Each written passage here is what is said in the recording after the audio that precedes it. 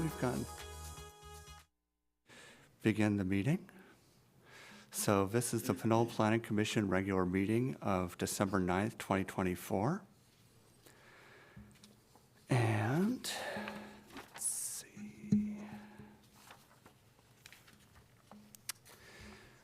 To begin with, I'm going to call the meeting to order. And then I'm going to read through some of the standard information about the meeting. Other items I'm going to read through before each public hearing item at the request of city staff. In general, you could submit public comments in person by attending a meeting at the city council chambers, filling out a yellow public card and submitting it to city staff. Or via Zoom, you could submit a live remote public comment via Zoom video conferencing. You would download the Zoom mobile app from the Apple App Store or Google Play. If you're using a desktop computer, you could test your connection to Zoom via a certain hyperlink. Zoom also lets you to join the meeting by phone. The direct link to join is https://us02web.zoom.us/j/865-053-75301. The webinar ID is 865-053-75301. You can also join by phone at 1-669-900-6833 or 1-253-215-8782 or 1-346-248-7799. Speakers will be asked to provide their name and city of residence, although providing this is not required for participation. Each speaker will be afforded up to 5 minutes to speak. Speakers will be muted until their opportunity to provide public comment. When the chair opens the comment period for the item you wish to speak on, please use the raise hand feature or press *9 if connecting via telephone, which will alert staff that you have a comment to provide, and press *6 to unmute. To comment with your video enabled, please let staff know you would like to turn your camera on once you are called to speak. For written comments, please submit public comments to planning staff before the meeting via email to dhanham@pinole.gov. Please include your full name, city of residence, and the agenda item you are commenting on. There are also other ways to watch the meeting. You can watch live on channel 26. It's telecast the following week. The Community TV channel 26 schedule is published on the city's website at pinole.gov. It is also video streamed live on the city's website, pinole.gov, and remains archived on the site for 5 years.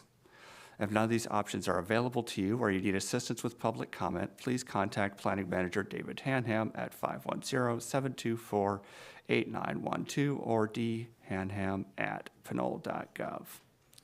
Americans with Disabilities Act. In compliance with the Americans with Disabilities Act of 1990, if you need special assistance to participate in a city meeting, or you need a copy of the agenda or the agenda packet in an appropriate alternative format, please contact the city clerk's office at 510-724-8928. Notification at least 48 hours prior to the meeting or time when services are needed will assist city staff in assuring that reasonable arrangements can be made to provide accessibility to the meeting or service. Note, staff reports are available for inspection on the city website at www.pinole.gov. You may also contact the city clerk via email at hbell@pinole.gov. Citizen participation. Persons wishing to speak on an item listed on the agenda may do so when the chair asks for comments in favor of or in opposition to the item under consideration. After all of those persons wishing to speak have done so, the hearing will be closed and the matter will be discussed among the Commission prior to rendering a decision. Any person may appeal an action of the Planning Commission or at the Planning Manager by filing an appeal with the City Clerk in writing within 10 days of such action. Following a public hearing, the City Council may act to confirm, modify, or reverse the action of the Planning Commission, and the Planning Commission may act to confirm, modify, or reverse the action of the Planning Manager. The cost to appeal a decision is $500 and a minimum $2,500 deposit fee. Note, if you challenge a decision of the Commission regarding a project in court, you may be limited to raising only those issues you or someone else raised at the public hearing or in writing delivered to the City of Pinole at or prior to the public hearing. Ralph M. Brown Act, Government Code Section 54950. In enacting this chapter, the legislature finds and declares that the public commissions, boards, and councils of the other public agencies of this state exist to aid in the conduct of the people's business. It is the intent of the law that their actions be taken openly and that their deliberations be conducted openly. The people of this state do not yield their sovereignty to the agencies which serve them. The people, in delegating authority, do not give their public servants the right to decide what is good for the people to know and what is not good for them to know. The people insist on remaining informed so that they may retain control over the instruments they have created. And now, if you would please rise to join me for the Pledge of Allegiance.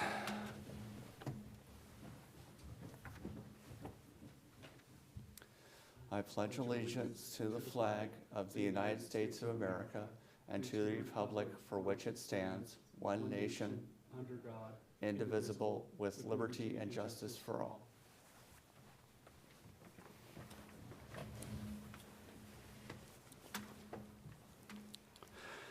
And next we have our land acknowledgement. Before we begin, we would like to acknowledge the Ohlone people, who are the traditional custodians of this land.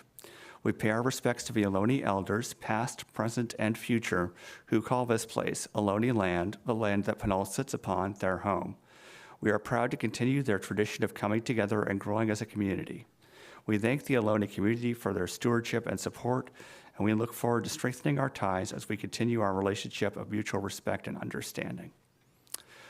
Roll call. Mr. Ham, can we have the roll call, please?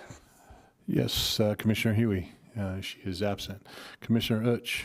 Present. Commissioner Lamb-Julian. Present. Commissioner Sandoval. Present. Commissioner Bender. Present. Vice Chair Martinez. Present. Chair Menes. Here. Let the record show that Commissioner Huey submitted a excused absence. She's ill today, and we have a quorum so we can take action on all of the items on the agenda. We hope she'll recover soon. And I will also make my standard note that, as usual, I sent an email out to my email list mentioning the various topics that we were going to discuss today. So now we move on to citizens to be heard. It says the public may address the Planning Commission on matters that are within its jurisdiction and not otherwise listed on the agenda. So if you want to talk about an item that is somewhere else on the agenda, I'll request that you submit a card or raise your hand for that particular item. Planning commissioners may discuss the matter brought to their attention, but by state law, the Ralph M. Brown Act, action must be deferred to a future meeting. The time allowed is 5 minutes each. And now I believe we have one person here in person, Kathy McFarland. If you could go to the podium. Can I speak on both topics that I have noted there? I would prefer that you speak on citizens to be heard because that's the item we're discussing, and then you could speak on public hearing item H1 when we get to that item. It shouldn't be very long after citizens to be heard. Okay.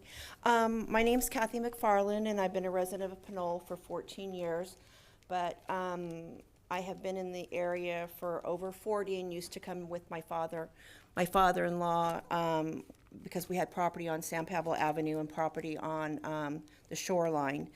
I live in the middle of Rogers Way, which is just down the street from the project. And several weeks ago, our internet went out because they were digging and hit the line, and we were out of service for like 9 hours plus. So I'm hoping they do a utility survey before they do any more work in the area so that the corner can remain It seems safe. like this comment is on item H1 for the marathon sign at 1007 San Pablo. Right. Do you have? No, I don't. I had a full disc at home, and I wasn't able to download your thing because it's not actually out for view. You have to download everything, and I didn't have space on my computer. So basically, fine. That's probably taken care of. My most issue is the size of the sign going up and the brightness of the sign. I would request that you save your comments with regards to the sign when we get to that item on the agenda. Do you have any comments on items that are not related to the sign? Yes. All right. Okay. Since we're at the Planning Commission here, the city, and it's now part of the California's pro-housing, and the high-density plans that we have, the SB 1123. The federal government in California make a lot of bad decisions, which in turn affect all of us directly, indirectly, and financially. One of the things that I have noted, like the metering lights, 600 million and annually 1.11 billion to maintain. No common sense was used on this project. They could have used one light per lane. It's that they only backed up the initial light 8 to 10 feet, okay? And this is to show that the California making decisions for basically what's good for them, not for what's for the city. We've had 2 bills vetoed when it has come to the $24 billion over 5 years on the homelessness issues. So basically, let's see, I don't know if you okay, that's, yeah. I don't know if you've realized, but with all these high-density affordable, which is not really affordable projects you have now put out and completed or going to complete in the near future.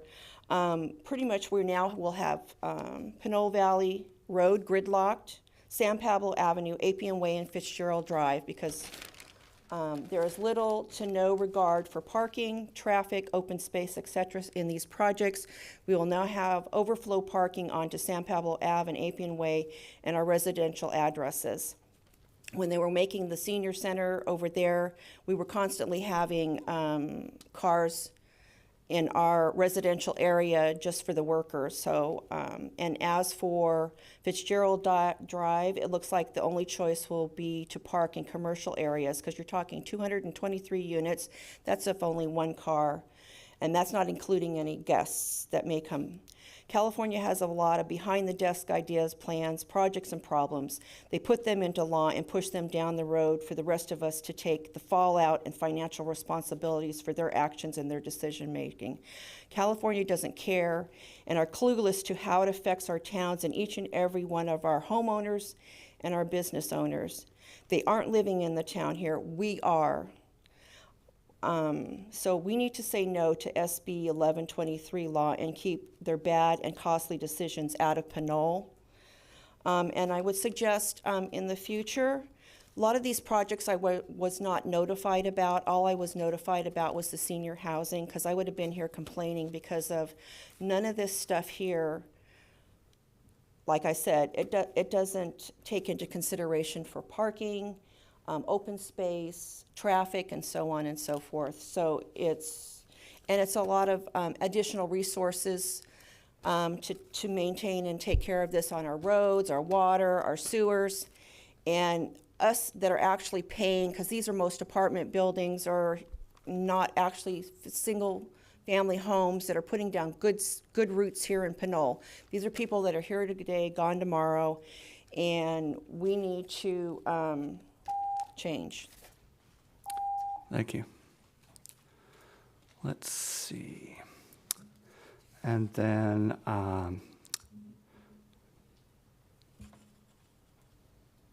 Georgia Meneses, I believe you had a comment. Was it for citizens to be heard, or was it for the marathon project? The marathon project. Okay. Are there any commenters online? Yes, Chair. There is one person online, caller with the number ending in 5748. Okay, caller, when you are ready, please press *6 to unmute.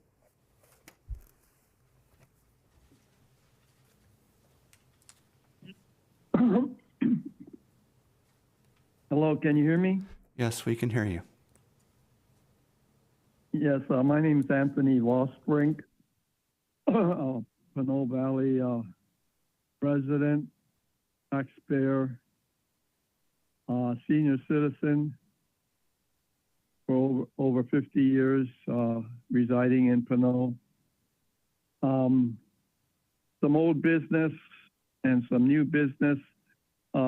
I don't think the public and myself got a clear answer to why we had to have all these no parking stop signs without erected up and down the major thoroughfares in and around Pinole, mainly Appian Way up in Tower Hills, going down towards San Pablo Avenue, and up and down Pinole Valley Road from Trader Joe's Shopping Center up to the 7-Eleven Church Library.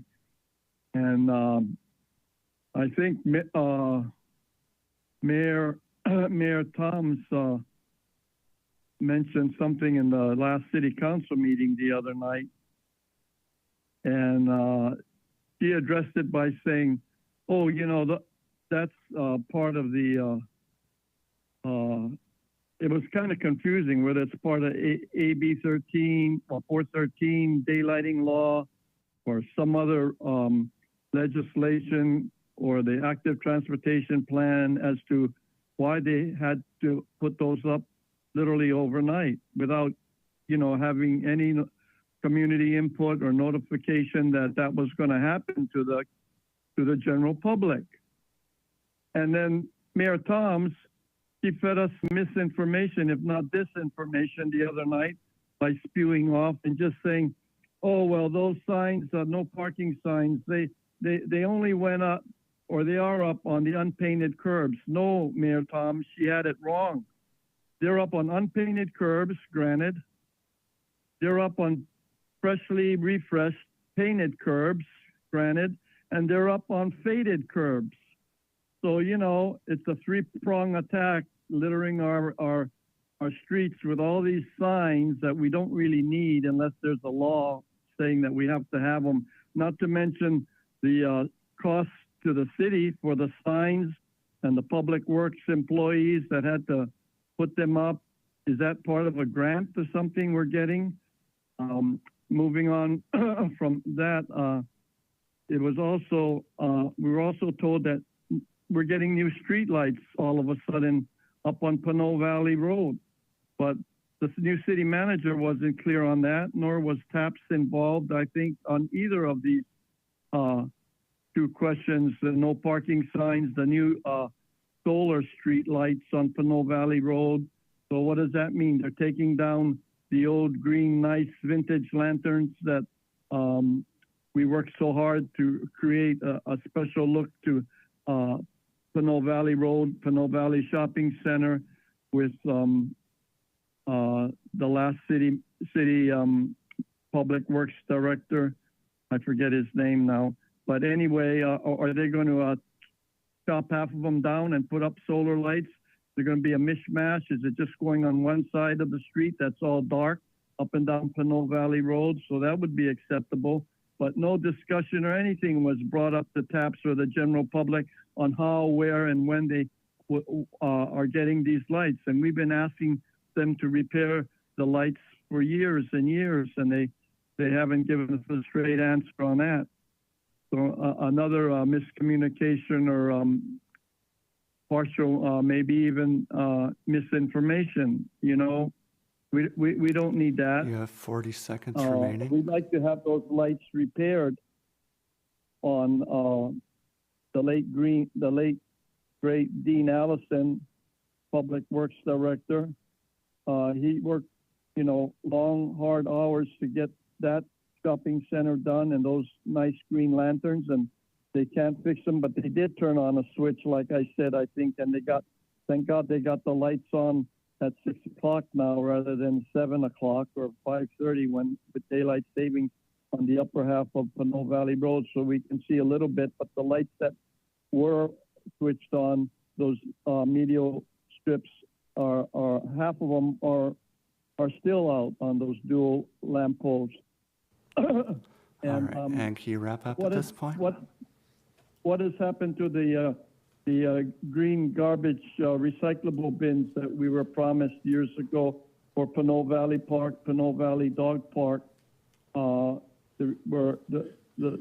They're still putting glass and bottles and things like that at the barbecue grove and the dog park, as well as the toilet seat covers we should get at the dog park, like every other updated bathroom, restroom throughout city of Pinole. We don't have the nice, heavy, white toilet seats. You know, it's cold enough for these poor people, especially women, to have to go and use the bathrooms right. there. And I guess I'll reserve comment later on other subjects. Thank you. Thank you. Are there any other commenters online? No other hands are raised online.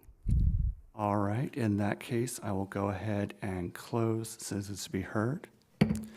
And Mr. Ham, do you have any response to the comments by the members of the public? The only one I can think of right now is the no parking signs and all that. That is part of the AB or SB, I think 413 law, daylighting signs. So, and some of the areas along Pinole Valley Road are already red curbed, and so instead of painting, they put up some signs. It just comes out of the city budgets. I mean, the Public Works Department has, different budget items that they can use to, to buy supplies and signs and those types of things.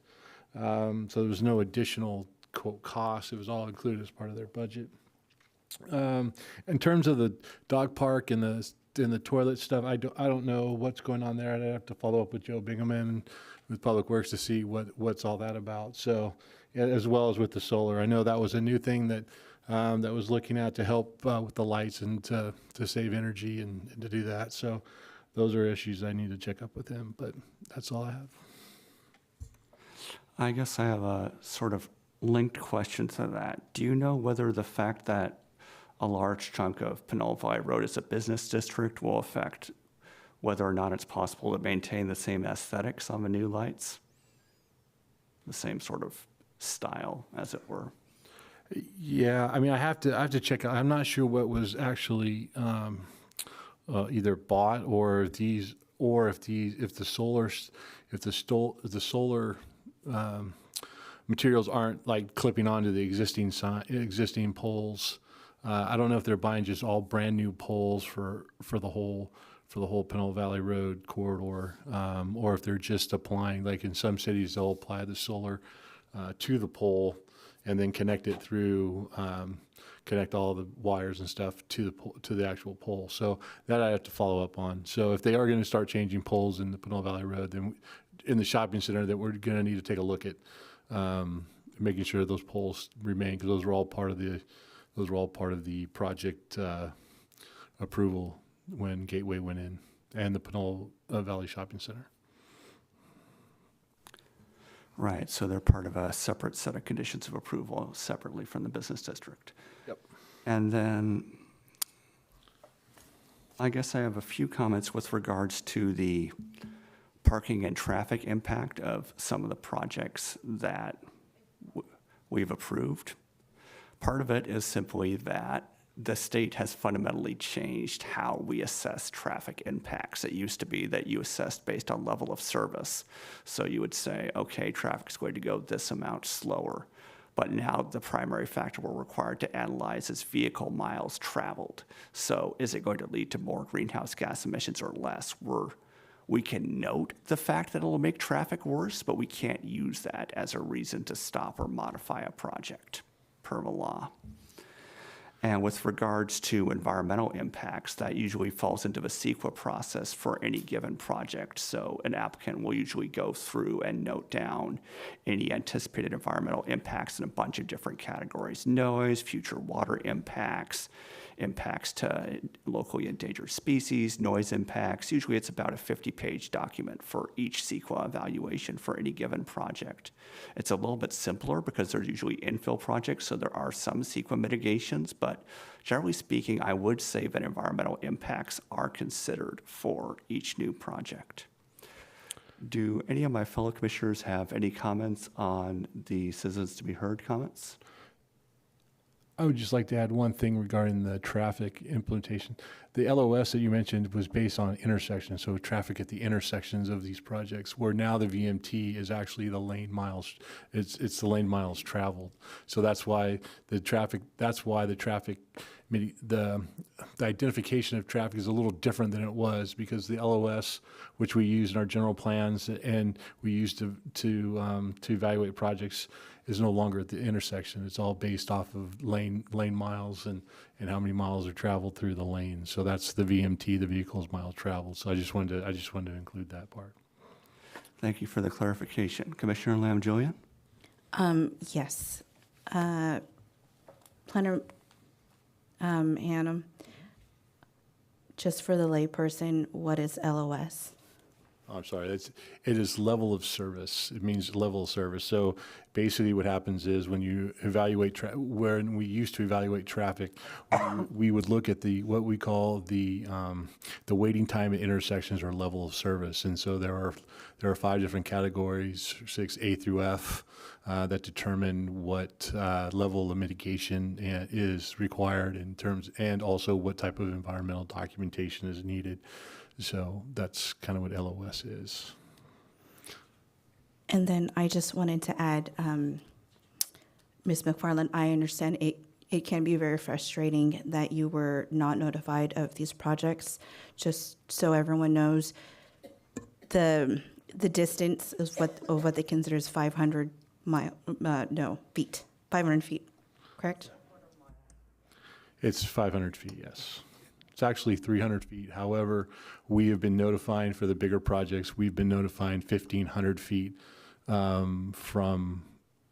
which is above and beyond what the law requires. But for these bigger projects, we've been notifying 1,500 feet from the project areas. I just wanted to acknowledge it. I understand it can be really frustrating because it does impact you.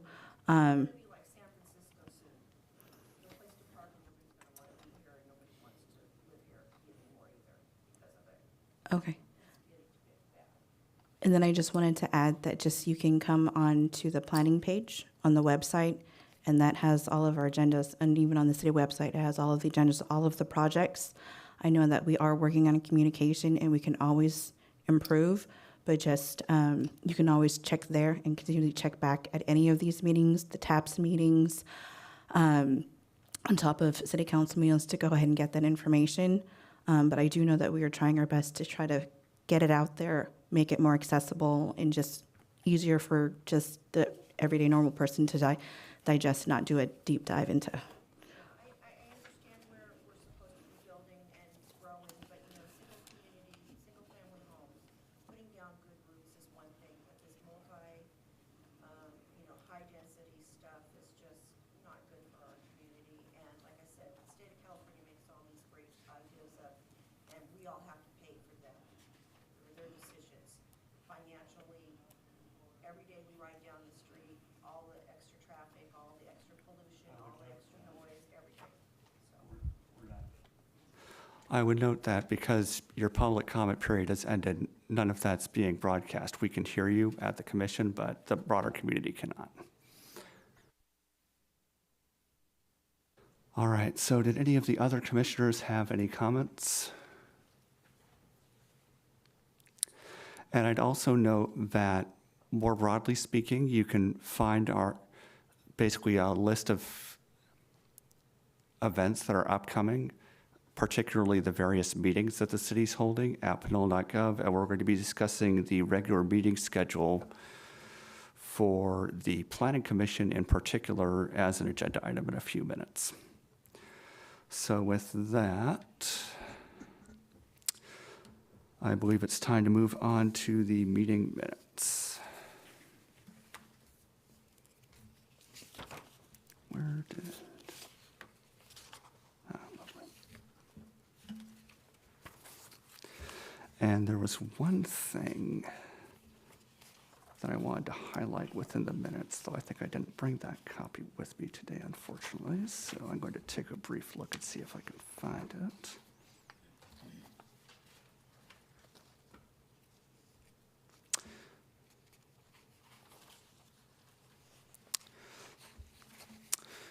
Oh yes, just a minor change. On page 8, line number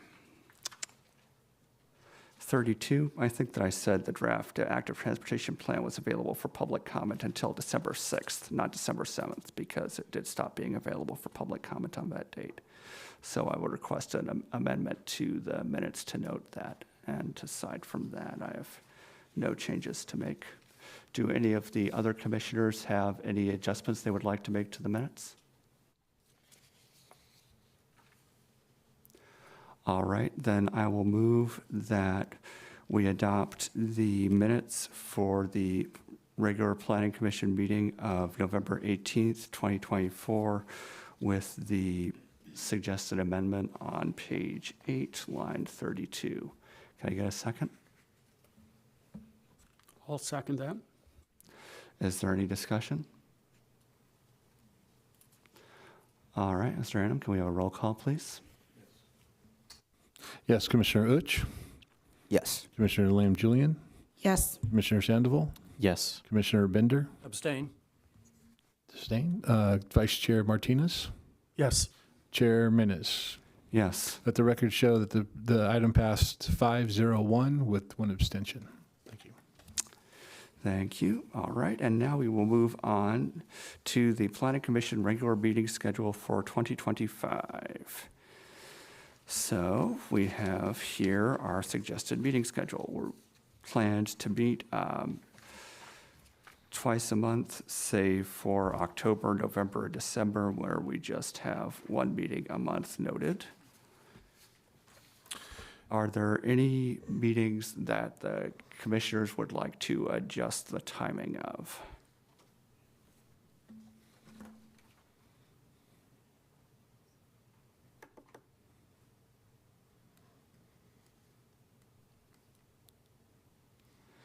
Because generally speaking, we have it being the 2nd and Fourth. 5th Tuesday. 5th? Wouldn't it be 4th? No. Second and fourth Mondays are our meeting. Yeah, Mondays, right, sorry. So are there any objections to any of these proposed dates?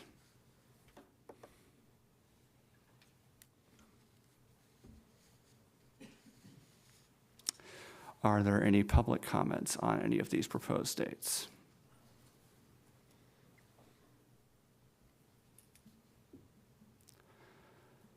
All right, then can we get a motion to approve the regular meeting schedule?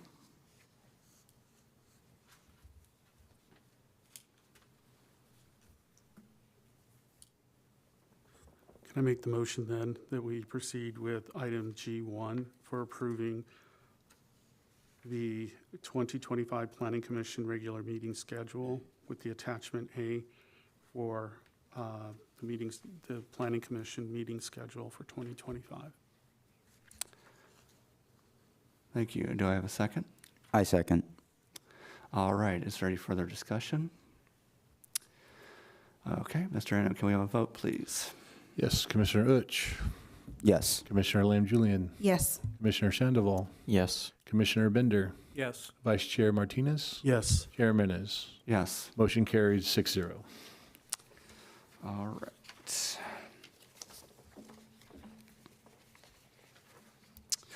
And with that, we now move on to our public hearings. At the beginning of an item, the chair will read the description of that item as stated on the agenda. The city staff will then give a brief presentation of the proposed project. The commission may then ask staff questions about the item. For those items listed as public hearings, the chair will open the public hearing and ask the applicant if they wish to make a presentation. Those persons in favor of the project will then be given an opportunity to speak, followed by those who are opposed to the project. The applicant will then be given an opportunity for rebuttal. The public hearing will then be closed, so the commission may discuss the item amongst themselves and ask questions of staff. The commission will then vote to approve, deny, approve in a modified form, or continue the matter to a later date for a decision. The chair will announce the commission's decision and advise the audience of the appeal procedure. So I'll go ahead and go over the appeal procedure after voting on each item.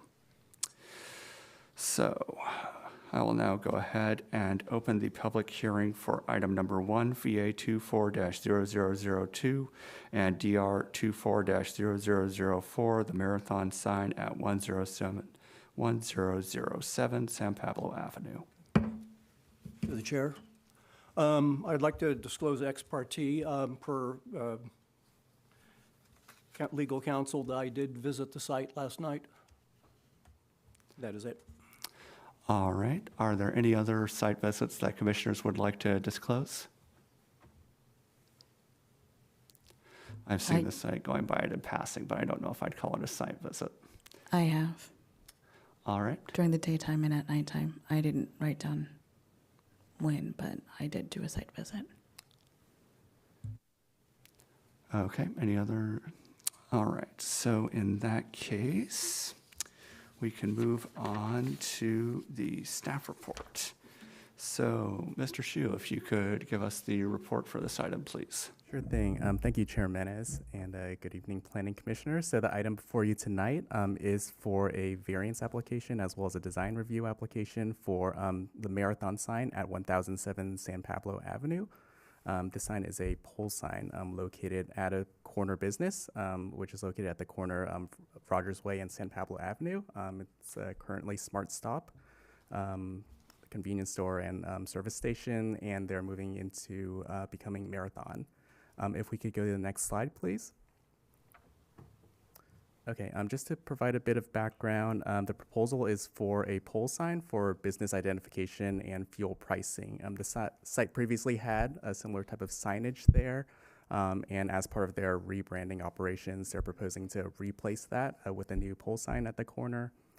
The pole sign is being proposed with modified setbacks to replace what was previously the setbacks for a non-conforming pole sign at that corner. During the project, the workers had encountered utilities and affected utilities in their preparation of the site for installation of a pole sign. They discovered utilities in the original direction of the previously proposed pole sign. So that's why the applicant is bringing the application before you tonight in order to have the pole sign moved in a modified location, which would vary from the general design standards for a sign. The site is located in the mixed-use sub-area and has a CMU designation. And of course, the existing use is a service station use. As you might remember, the city has put a moratorium on new service stations. The project doesn't include modification of the fuel pumps and wouldn't include the intensification of the fueling services. So it's operating as an existing non-conforming use on the site, essentially. And it would continue to be allowed to operate as such. If we could go to the next slide. So up on screen is the proposed sign that would be at the corner. It is a pole sign with some modified setbacks being proposed. The square footage of the sign is 59.82 square feet. It would be 20 feet tall with a clearance of 10 feet. There would be, as part of the modified setbacks, a 2-foot setback from the San Pablo Avenue lot line. Standard setback would be 10 feet. And a 6-foot setback is being proposed from the Rogers Way lot line, and the standard also being 10 feet as well. The sign is being proposed as an internally illuminated cabinet with electronic fuel pricing. So pretty typical of other fueling stations and service stations as well. We could go back to this slide later for just what the sign looks like for further discussion, but we can move on to the next slide for now. So this illustrates kind of the issues at the site when they were installing the sign originally. If you'd look on the screen in that little circular bubble, there is a red rectangle around where the tree is. That was the location of the proposed sign before this variance application came to be. One of the footings hit a utility line, illustrated by the blue dotted line on the screen. So as part of the variance application, they're proposing to move the sign actually closer to the intersection a bit, which has that 2-foot setback from San Pablo and 6-foot setback from Rogers Way in order to clear the utility line. So basically, the line would go in between where the 2 footings would be. As you'd note, there is a tree on the site as well, so that kind of complicated the possible locations of the pole sign. And we could also go back to this exhibit later as well for review. If we could go to the next slide. So I do know we have a number of commenters, the owner and the applicant available, so I'll endeavor to make this an efficient overview. But essentially, for a variance application and design review application, we consider some of the existing policies from the general plan, specific plan, as well as from the zoning code. From the general plan, the project is located within the MUSA. That's the mixed-use sub-area. The intent of the MUSA is to have all types of commercial and residential uses as either single use or a combination of uses or other allowable commercial and residential uses at densities and intensities that support transit use and includes a range of retail activities from neighborhood convenience stores and shopping centers to regionally oriented specialty stores and office uses. Essentially, it's a residential mixed-use corridor allowing for residential and commercial uses, and this is along the San Pablo Avenue stretch. The site, of course, is CMU along that stretch, although it's acknowledged that behind that corridor is single-family residential R1 zoning. So the project is consistent with a number of general plan policies, including LU 1.1 and LU 7.2. In regards to the specific plan, the project is located in the San Pablo Avenue corridor of the specific plan.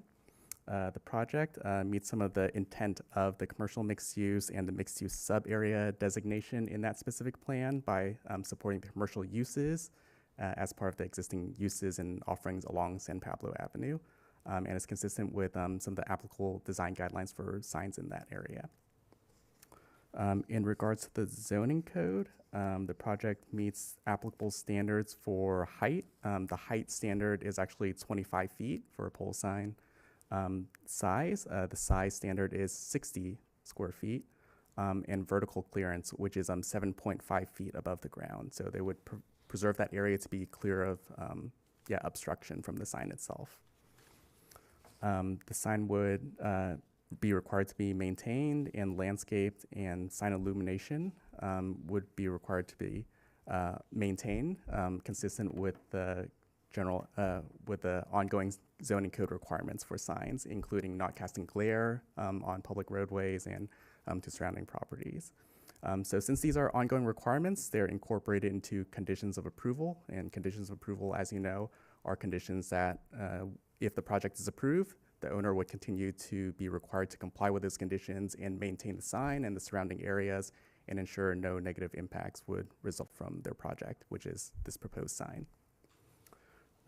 There was a pole sign at the site, as mentioned before, is an existing non-conforming structure, and for modification and relocation of an existing non-conforming structure that requires design review, the zoning code does provide for modifications for non-conforming, acknowledging that those are existing structures there before, and some changes could be allowed. So the project would not increase the number of pole signs to increase nonconformity, nor result in new encroachments into a setback area. The sign there previously had already encroached into the setback area. So as part of the variance, of course, they're not able to meet the standard for the 10-foot setbacks from either Rogers Way or the San Pablo Avenue corridor. So as part of the variance, Planning Commission would consider whether the modified setbacks would be appropriate, which is 2 feet from San Pablo Avenue, 6 feet from Rogers Way. If we could go to the next slide. So we've received several comments about the lighting on the site. So we did decide to include a new slide here, identifying where some of the lighting standards are located for site lighting itself. Sign lighting is located in the sign portion of the code and has fairly general standards about not casting glare. But I know there was concern about the site and the brightness of the site, so we included some of the general specifications for the pole lighting, light fixtures installed on a pole that might not necessarily be from the site, but that impact the site nonetheless. So since these are general standards, all sites would have to comply with this anyways if a new project is being proposed. And despite the fact that they would have to comply, it's also under Plan Commission's purview to modify conditions to reinforce that this is a requirement for the site.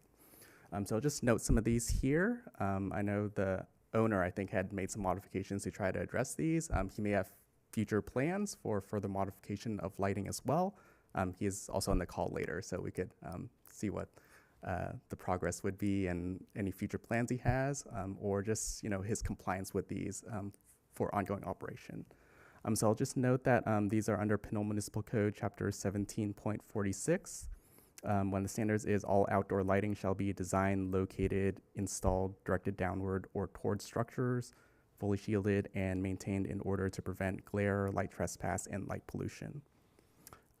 In regards to shielding, except as otherwise exempt, all outdoor lighting shall be recessed and or constructed with full downward shielding in order to reduce light and glare impacts, I think it's or trespass to adjoining properties and public rights of way. Each fixture shall be directed downward and away from adjoining properties and public rights of way so that no light fixture directly illuminates an area outside of the project site intended to be illuminated. And in general, parking lots, driveways, trash enclosures, areas, public phones, and group mailboxes shall be illuminated with a minimum maintain 1 foot candle of light and an average not to exceed 4 foot candles of light. If we could go to the next slide. So we move over to the findings. This is something that Planning Commission would make in terms of determining whether to approve the variance and design review for the project to move forward with their sign installation. First is the CEQA finding, in which case the project is considered to be categorically exempt under CEQA as a minor accessory structure under section 15303. For variance findings, this is something that Plan Commission would deliberate on later when they vote on the project.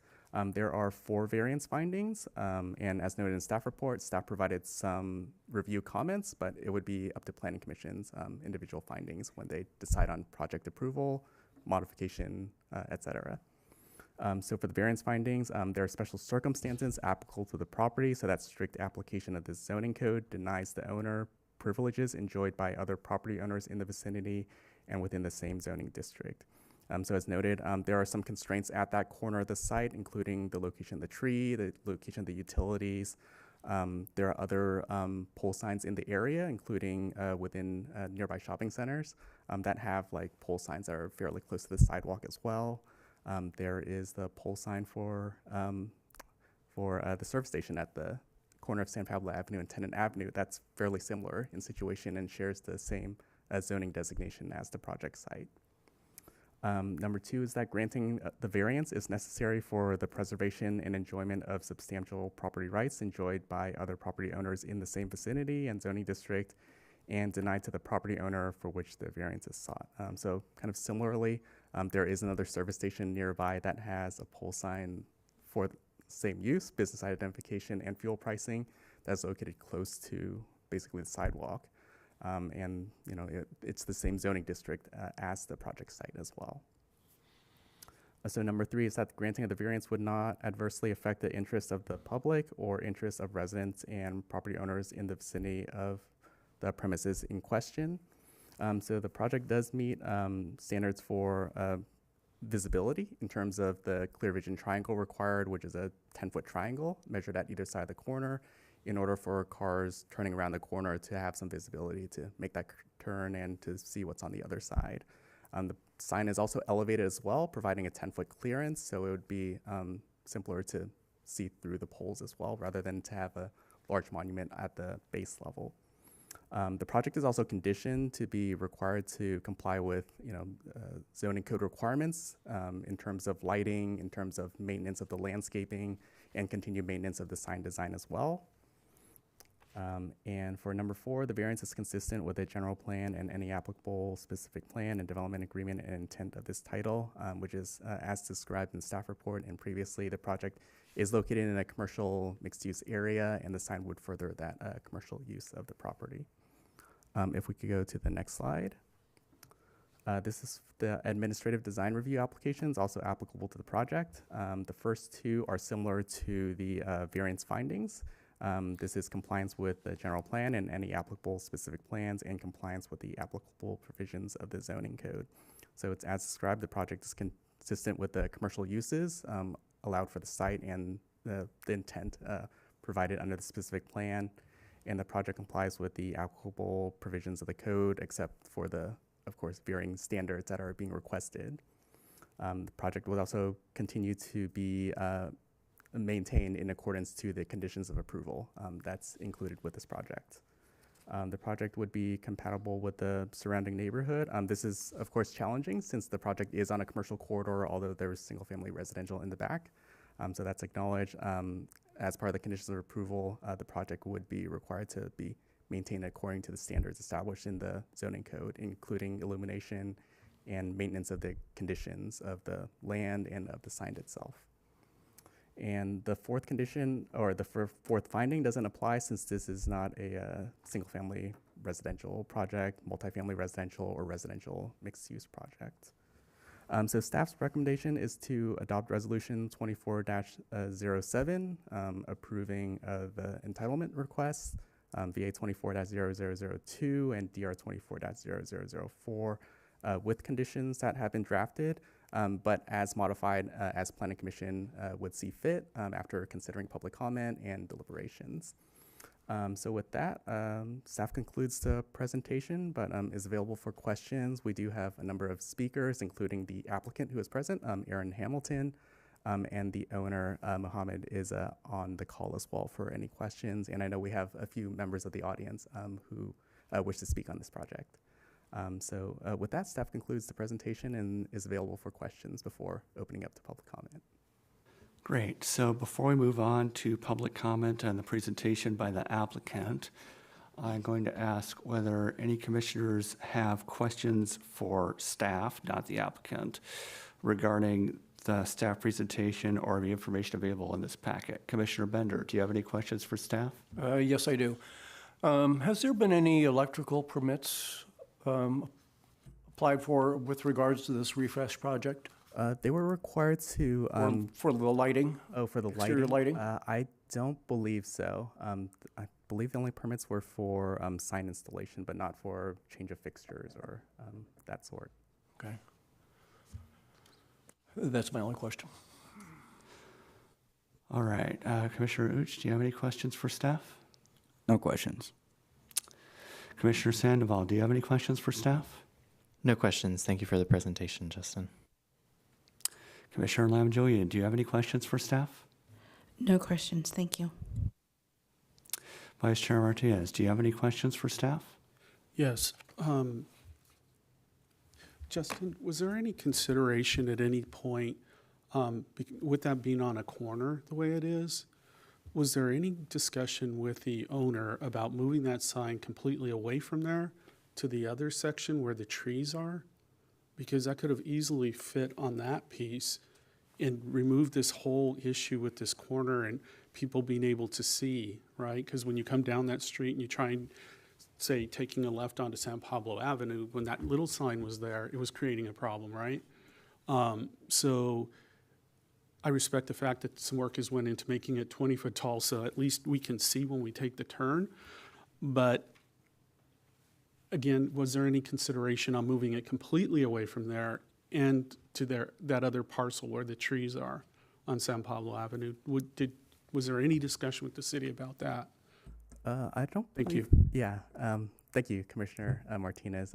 If I'm seeing it correctly, are you referring to the corner where that's kind of shared with Foster Freeze at that side? Okay. Yeah. My apologies.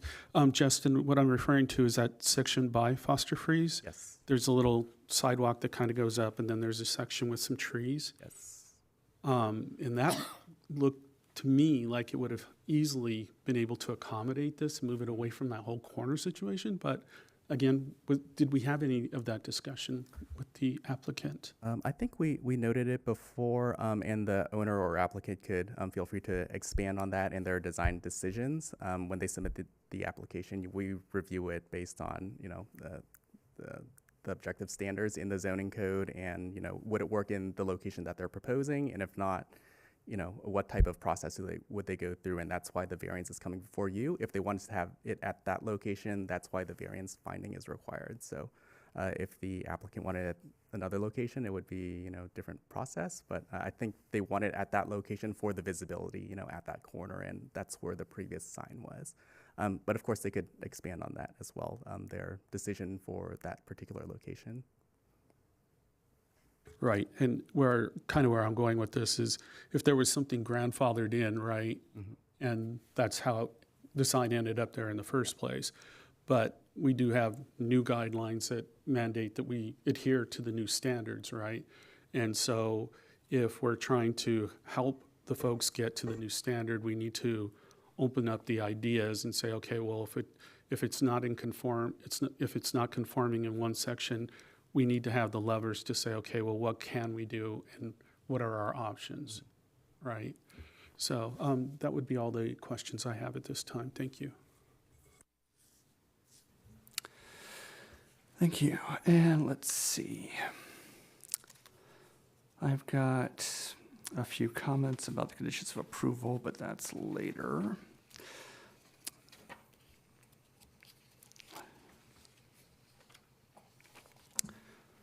I guess one question that I have is with regards to basically the maintenance requirement condition. Not the landscaping maintenance, but let's see if I can find the relevant page. Yeah, design maintenance. So it's on page 26 out of 88 of the agenda packet. Exhibit A, condition of approval number 4, design maintenance. So it'll be maintained in good condition, any damage being promptly repaired.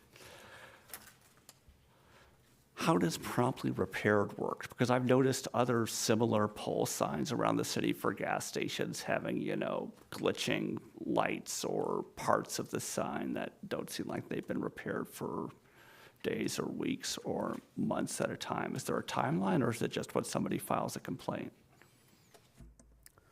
I think it would generally come from when a complaint is received. The owners would be aware of their conditions of approval when they installed the sign, so they would be required to, maintain that as quickly as possible. But of course, if they don't, a complaint is received, and then code enforcement will go out to ensure that they're complying with their conditions of approval and have it repaired. And how it relates back to this, in the sign being promptly repaired, Commission could, of course, specify the specific time frame. It's provided as pretty general here because that's how it's, I think, generally presented in conditions of approval. Of course, Planning Commission could provide more specificity if desired. All right, I think that's all my questions for staff. I'm going to have some questions for the applicant, I think, after their presentation, but I'll go ahead and move on to that portion. Would the applicant like to make a presentation on this item? I don't have a presentation so much, but I wouldn't mind making some comments. We're allowed to do that, right? Yes. All right, so go ahead and make your comments if you could go up to the podium.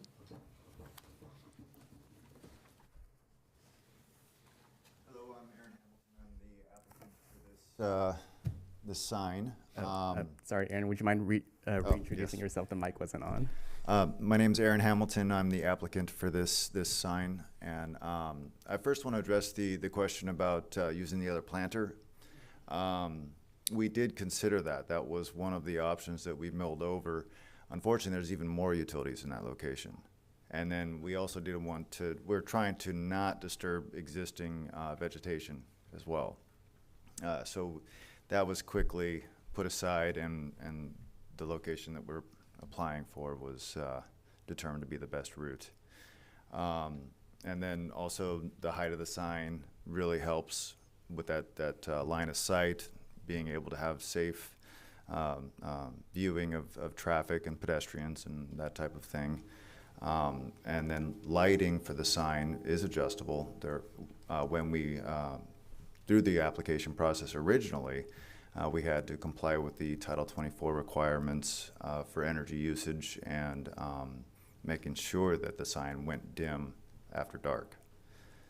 So we are doing our best to, appease any community concerns and make sure that we're compliant in all regards that we can. But currently the sign it's sitting on its side in the parking lot. It's already built. We're sad to have ran into that fiber optic line. That was definitely not an intentional thing, and any inconvenience that was that came of that was, well, unfortunate. But we do hope that this new proposal is something that can be approved and something we can move ahead with.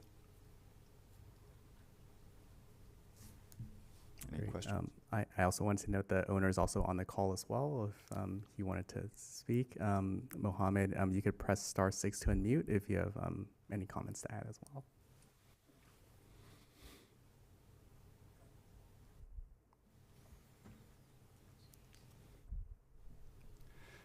Do you have any comments that you would like to add to Mr. Hamilton's presentation?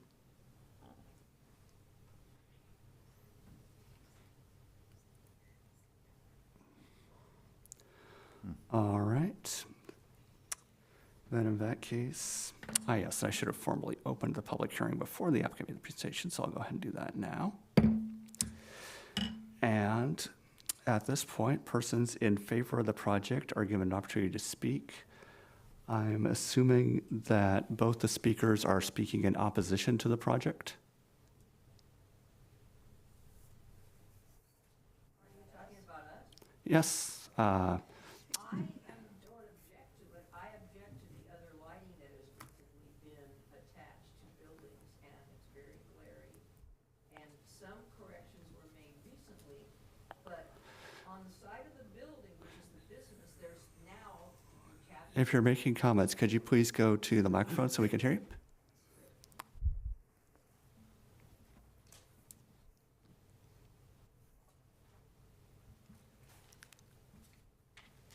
And I would also note before you begin that while there's a lot of other documentation attached to this item talking about the lighting of the rest of the building, strictly speaking, we're only allowed to consider the sign in particular because that's what's being applied for in a variance. Okay, so when can the issue of, so do I just complain to the code enforcement? Because it's definitely against code. Let's see. We'll go ahead and we'll take your comments tonight, and then we'll, if they're needed to go to code enforcement, we'll direct it to code enforcement. If there's something that we can do tonight to help offset that issue, then we can try and do that tonight. So just go. It'd be okay to accept her comments, and let's see what, and then we can then move forward with that. All right. So if you could state your I name, hadn't city of residence. All right, my name's Georgia Manessis, and I live on Rogers Way, halfway up the block from the business.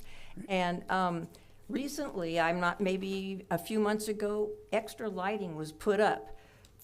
3 lights on the side of the building, halfway up the building, and they're quite strong and very glary. So if you're walking and those are on, it's very uncomfortable. And what is it lighting? There's a dumpster there, and the 2 new pumps are there, which are going to be installed, I assume. Other than that, it's just usually has like crates and stuff, shelving and stuff. And then you talk about landscaping, they're supposed, all of that, there's roots from a tree and dead dirt, just plain dirt, and no vegetation or flowers or anything in that area. And then I don't know if the poles were there before, but there's 2 new poles with then poles coming out, and then these bright lights, and those were all headed up the block, up the street, very blinding. And now they've been adjusted the last few days, but they're still not facing down totally. So when you're on the sidewalk or on the street, there's 4 lights that are very blinding for anybody that's trying to drive.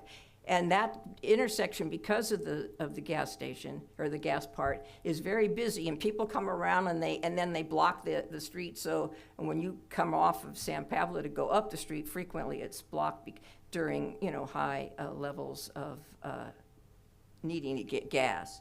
And then there's also another pole that I noticed the other night, that there's another pole that has a light way up high that is shining down on that area. You'd think that we were at the Coliseum. It's been so bright the last few months. And you said that there's a gas station on Tennant in San Pablo, but that's a signal and a bigger intersection with a big street on the other side. We have Dolan's Lumber, so there's, that is not exactly the same situation. Our street, I believe, is narrower than Tennant Avenue. And so, but the brightness of all the lights recently has been very annoying, and I think it's been a safety issue. Hopefully, nothing has happened. And also, all the lights that are there, they're on, I think the store might close at noon. They have a big metal thing that comes down over all of the windows. So it's unlikely that any break-ins are gonna happen, and there's nothing around where those 3 lights are attached to the building. Why? And it's definitely not efficient for lighting. Way, way higher, that whole place. The new canopy lights, which is covering the pumps, that is brighter now than it was, but that's pleasant. I mean, but all those other lights, I don't think they're necessary. I think that it would be nice if somebody would decide whether those are necessary to be so bright. They're very large lights. 2 of them on each pole, or 2 of them are kind of new, maybe LED lights, and they're kind of flat, and then they have lots of lights. And then the other ones are maybe a little older style. Those kind of have a frame around them, but the others don't. They're just lights are out there, thing. So I don't have an objection to the sign.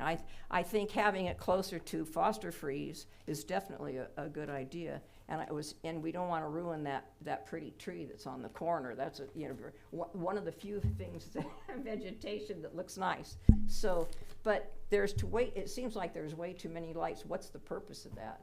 I don't know. So anyway, the sign is enormous. That thing is almost the size of a Volkswagen. Because I walk a lot in that, and so when you look at it, it is on its side, but it looks like it's about this thick, and it's at least 6 feet long. Which, is it about 6 feet? But it's thick, it's big. But the building does look nicer with they have put some new signs, and they did, the covering of not the building, but the canopy. So anyway, thank you. Oh, good timing. Thank you. And next we have Kathy McFarland. Oh, she went through what we just discussed. We live across the street from each other. We both were blinded. Okay, so you don't have any further comments to make with regards to the sign itself? No. All right. So now the applicant's given an opportunity for rebuttal. So, Mr. Hamilton, would you like to reply to any of those comments? No, because it's all lighting and I don't have anything to do with that. Where is the lighting guy that's responsible? Yeah, the owner is on the call. He's currently on mute though. Well, we'll give, say, 20 seconds for him to unmute if he would like to respond to the public comment. You could press *6 to unmute if you're calling in, or press unmute on Zoom.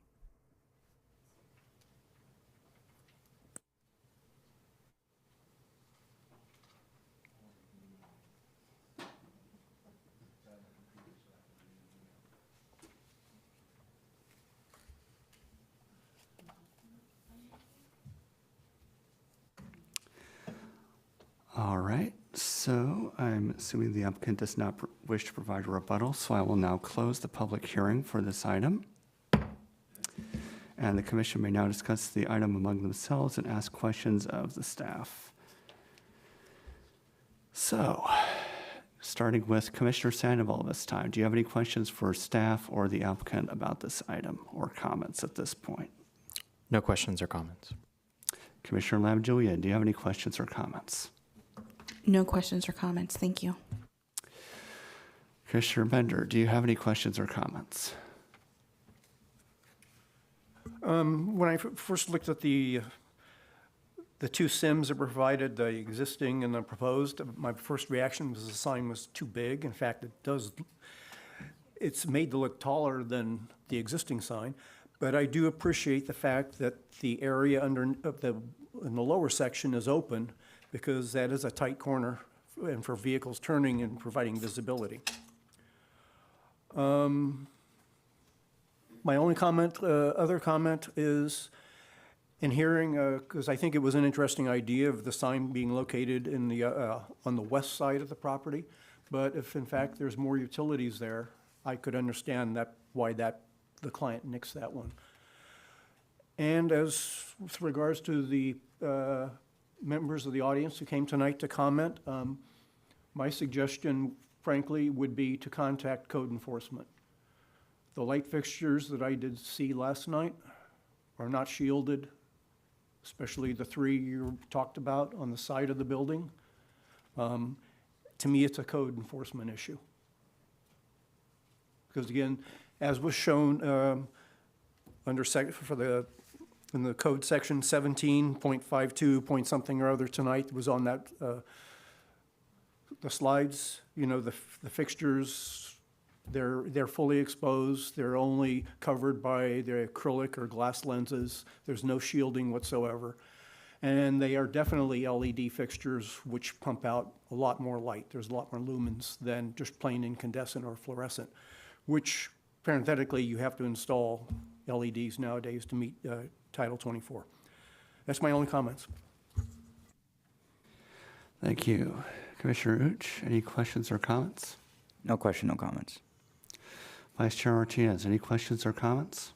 Well, first of all, thank you for your comments tonight. It really helps us to understand the dynamic in the community where you're living.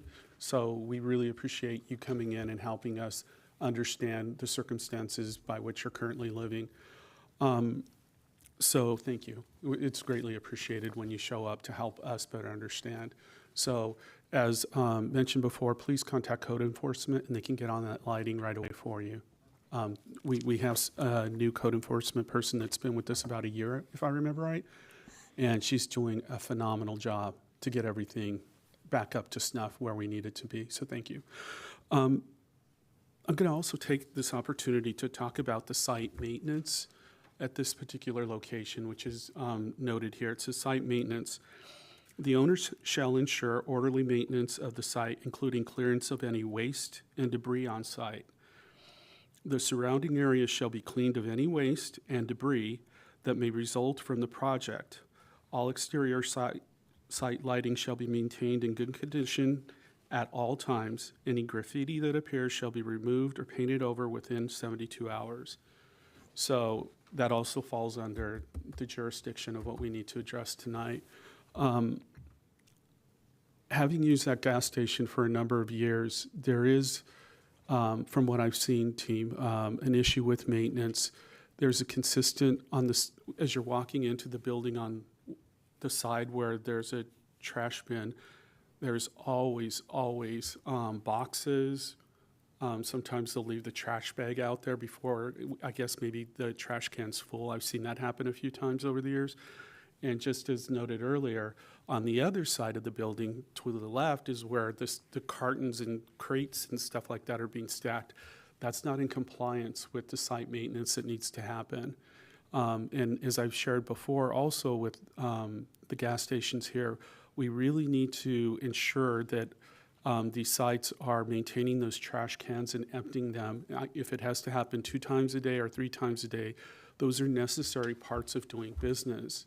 You can't have trash cans which are full and trash falling out of the trash cans, because then it makes it's not a good experience for all of us in the community. So we really need to make sure that the maintenance is really stepped up, that there are no boxes, crates, anything. If they can't fit inside, then they need to go into the waste bin and clean that area up for the community. That would be some of the concerns I have, but I would also like to, because this has the potential to do something really great, but Planning Manager Hannah, is it possible that your team could work with the building owner and see if this could be moved to that western site, if there's a way of just reviewing the infrastructure underneath and see if there's the possibility to move it over to the western side of that lot line over near Foster Freeze? Can we ask that be done?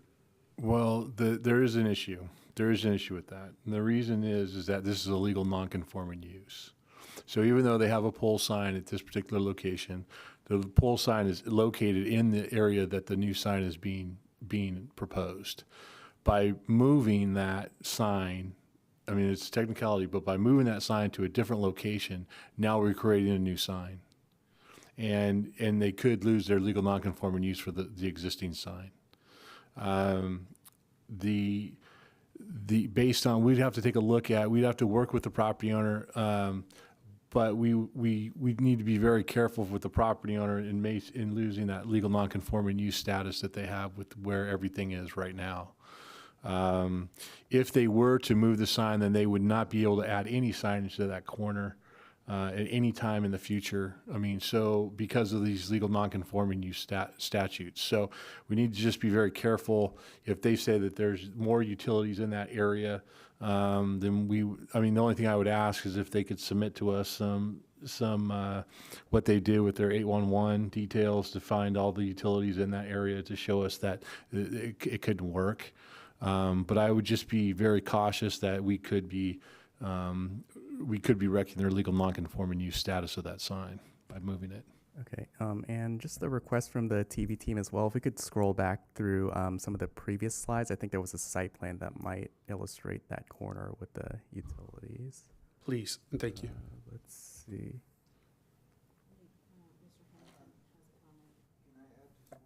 If you go to the, you need to go to the podium, please. Please, thank you. Okay, yes, that page, thank you. Aaron Hamilton, the applicant. In regards to moving the sign, we would also have to relocate power. And we'd be threading a needle through all kinds of different utilities to try and get conduit and power over to that planter in order to put the sign there on top of the footings and everything else to actually have the structure. So I just wanted to put that out as well, because it's not just like we can just put a sign there. We have to get the infrastructure there as well. So that was all. I also noticed the owner, I think, figured out how to unmute. So if he wanted to make any additional comments, I think he's probably welcome to do that and answer any questions. If not, I guess he could remain silent and Planning Commission can continue deliberation. Certainly, since he wasn't able to comment earlier, would you like to make comments at this time? Hello, yes, Mohammed Al-Zawood, the owner. Thank you for your time. I just wanted to raise one thing in terms of maintenance that you mentioned. I do want to say that we've owned the station for about 12 months, and we fought very briefly to get this Marathon brand. And part of bringing that brand is to enhance our site strategy and our shops and our welcoming to facility. Basically, would fall under more of a brand. And there's lots of things that would change in terms of how the garbage bins are outside and how bigger in the change of operations and how the Marathon standards are to continue keeping up that brand. We do operate one station that's similar, that's in Benicia, and I'd love for you in the area just to see how clean and the site that Marathon is. So you will see a definite cleanup for that site. And in terms of the lighting, as soon as I heard about it, I immediately addressed it and took out the lights that were there. They were previously installed by, I guess, the previous owner. And anything that we could do to make this site more presentable and more welcoming and to fit the Pinole City standards, we are all for it. And not just talk, we will put action in front of it. Thank you. Thank you. So, Vice Chair Martinez, do you have any further comments or questions? No, I think they've been satisfied. Thank you, Chair Menace. All right, so over to me now. I'd like to thank the applicant and the owner, as well as members of the public, for all sharing their various positions on this project. I have a follow-up question to Vice Chair Martinez's comment. When condition number 5 is talking about the site, is that just the area around the sign itself, or is that the entire parcel? That's the entire parcel. Okay. So is there a way to modify condition number 5 to basically integrate those standards that the owner is talking about? Well, what we can do is like with the light, with the lighting on the on-site lighting, we can add some language that whereas all exterior on-site lighting shall be maintained in good condition and in compliance with section 17.46 of the Pinole Municipal Code, because that outlines all the standards of the lighting that everything should be down shielded, the lights shouldn't leave the property. So we can add that as part of the process. So in terms of the rest of the debris and waste, that you'd be surprised how much we can, just with this condition, be able to get on site with code enforcement if there are issues and enforce what we need to enforce.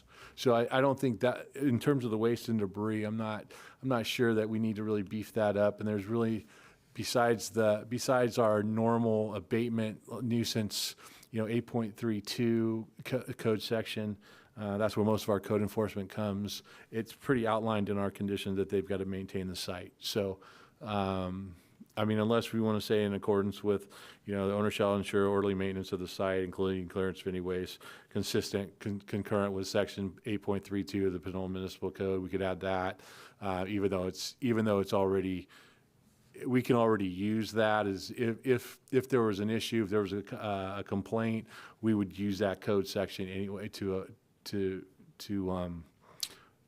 monitor the site, to be able to enforce the cleanup of the maintenance. So either way, you can do it either way. You can either add that code section if you'd like, or just leave it with the maintenance of the site. And if there becomes an issue, we get a complaint, we would go out there through code enforcement. But the lighting, I think you probably should need to add that code section of 17.46 because there's some definite standards within there that would need to be applied, so that if Marathon in the future wants to use more lighting or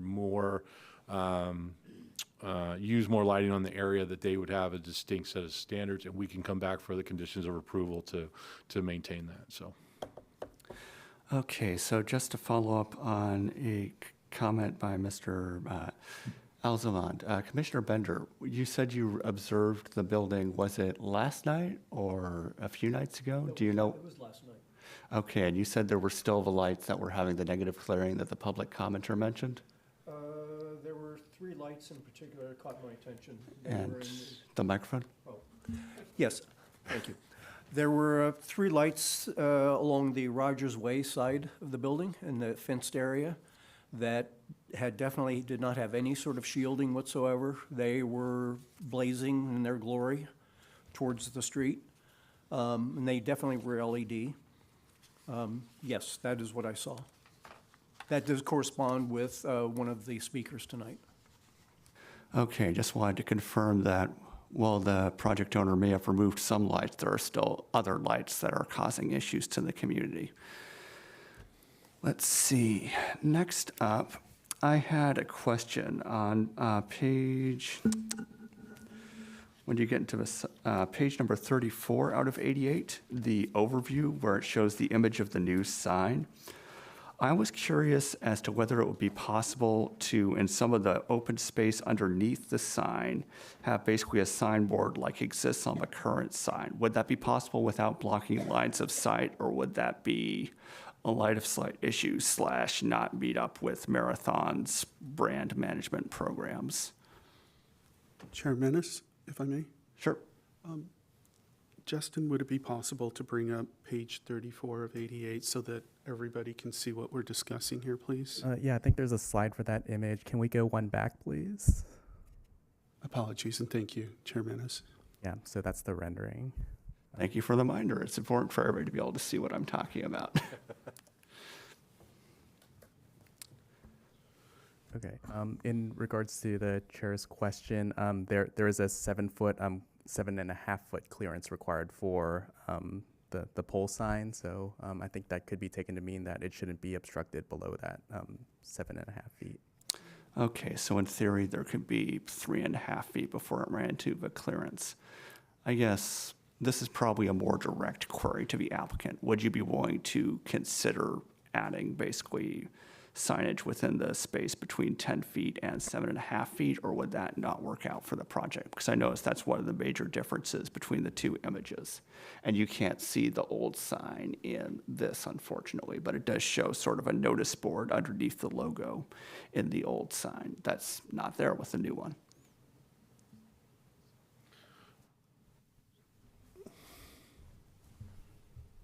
Is it on? Yeah. Aaron Hamilton, applicant. So by adding signage below it, is that what? Right, because that's where there would be space for it. Not a lot of signage, because then you'd run into blocking of view, but I don't believe there's, so what kind of signage will we be adding? I don't know. Yeah, and Chair, just for clarification, the 7.5 foot clearance would be from the grade measured up. right? That, yeah, affects anything. I'm assuming from basically where the poles are upwards, not the sidewalk. I guess my question would be, in terms of additional signage, are you talking about, because it looks like there's some type of message board, would you want something of that nature, like the message board added back in? Is that what you're looking for? I'm curious as to whether the applicant would be willing to consider that or some sort of public art item in addition to that, because I know that's one of the things the city has been considering. And it looks like there's a bit of space there. But if you're not willing to consider it, it's not formally part of this item.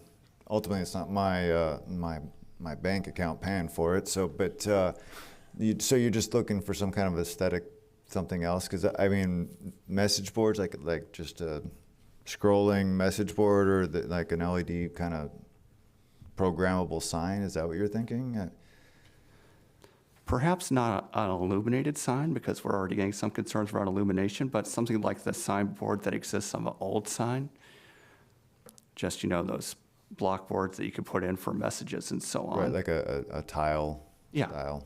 I mean, if that would mean that we could get approval, I'm sure the owner would be okay with something like that. But as for a marathon requirement, I don't know if they would approve of that being, because these different companies have strict requirements for how they're presented, their image.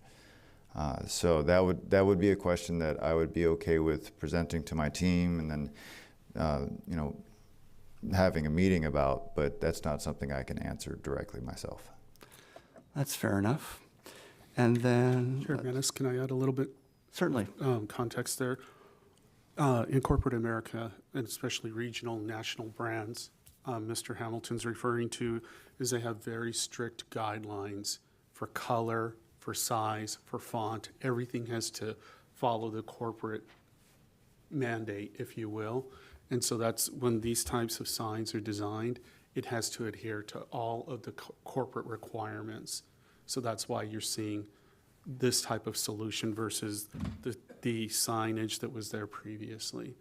And then when it, if I can add why it's so important that that sign be moved so much higher than the previous one, is if we all acknowledge most American cars and trucks have grown in height. Mm-hmm. And so when you're getting into Suburbans and these larger vehicles, SUVs, that difference of a couple of feet makes all the difference when you're coming down that hill to be able to see to take those turns.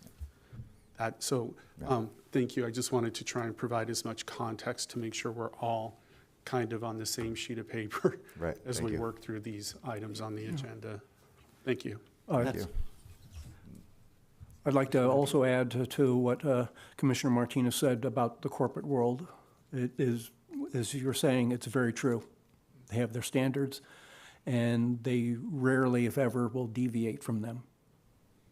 I don't know the owner. I would actually have to speak for this, but I'm assuming that this graphic package here definitely reflects Marathon's image that they're going for. That is correct. Yes, that does reflect the Marathon image. And in most cases, as a planning, we don't have a whole, because they do have these corporate images, we don't have a lot of say either as well, because most of those are patented, those design features. The only time that we can get involved is if we want, you know, more decorative poles, or we want something of that nature. But the actual signage itself needs to be maintained, is maintained in that regard. So. All right, so given those comments, I'll withdraw my suggestion with regards to modification of the signage as being infeasible. I also, however, have several comments with regards to the exact text of the conditions of approval. So, starting on page number 26 of 88 with condition number 4, design maintenance, the last word should probably be repaired with ED rather than repair in the present tense. And Vice Chair Martinez already noted the potential changes to condition number 5. On page number 27, condition number 6, it says that planting shall be maintained so that clear visibility is maintained between 2.5 feet to 7 feet above grade. Again, that should probably be maintain ED, past tense. With regards to condition number 7, illumination, can we expand that condition to consider other lighting in the site as a whole, or are we limited to have that condition only consider illumination generated by the sign in specific? In this case, it's for the sign specific. For the general signage, for the general lighting, you would need to amend condition number 5. So it's my understanding that condition number 7 is in regards to the sign.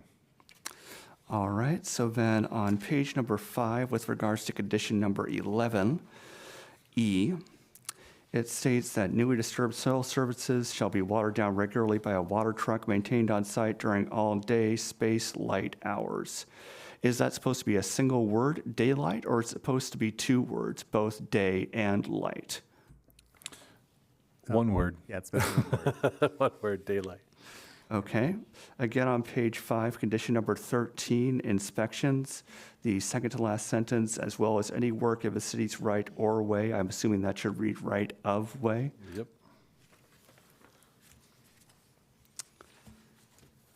Let's see.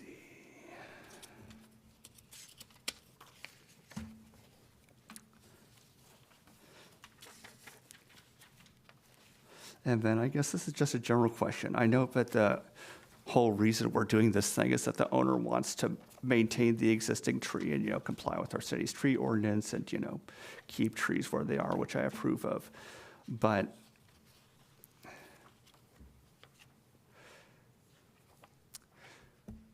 does condition number 6 require the maintenance of the existing tree?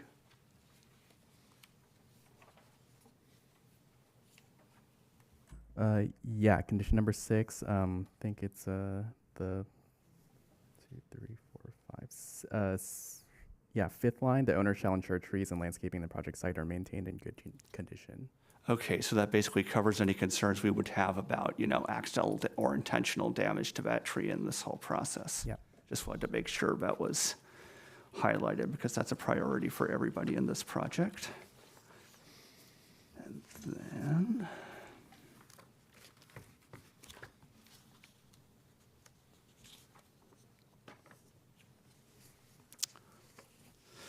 so moving back to the staff report now, page number 21, variance number 3.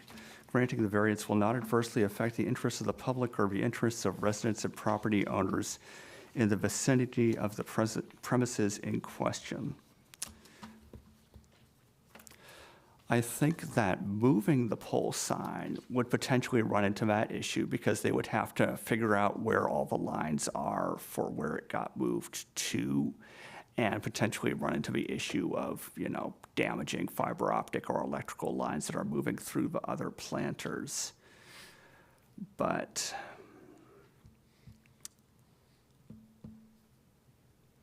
I guess I'm not sure to what extent the variance ties into condition number 5.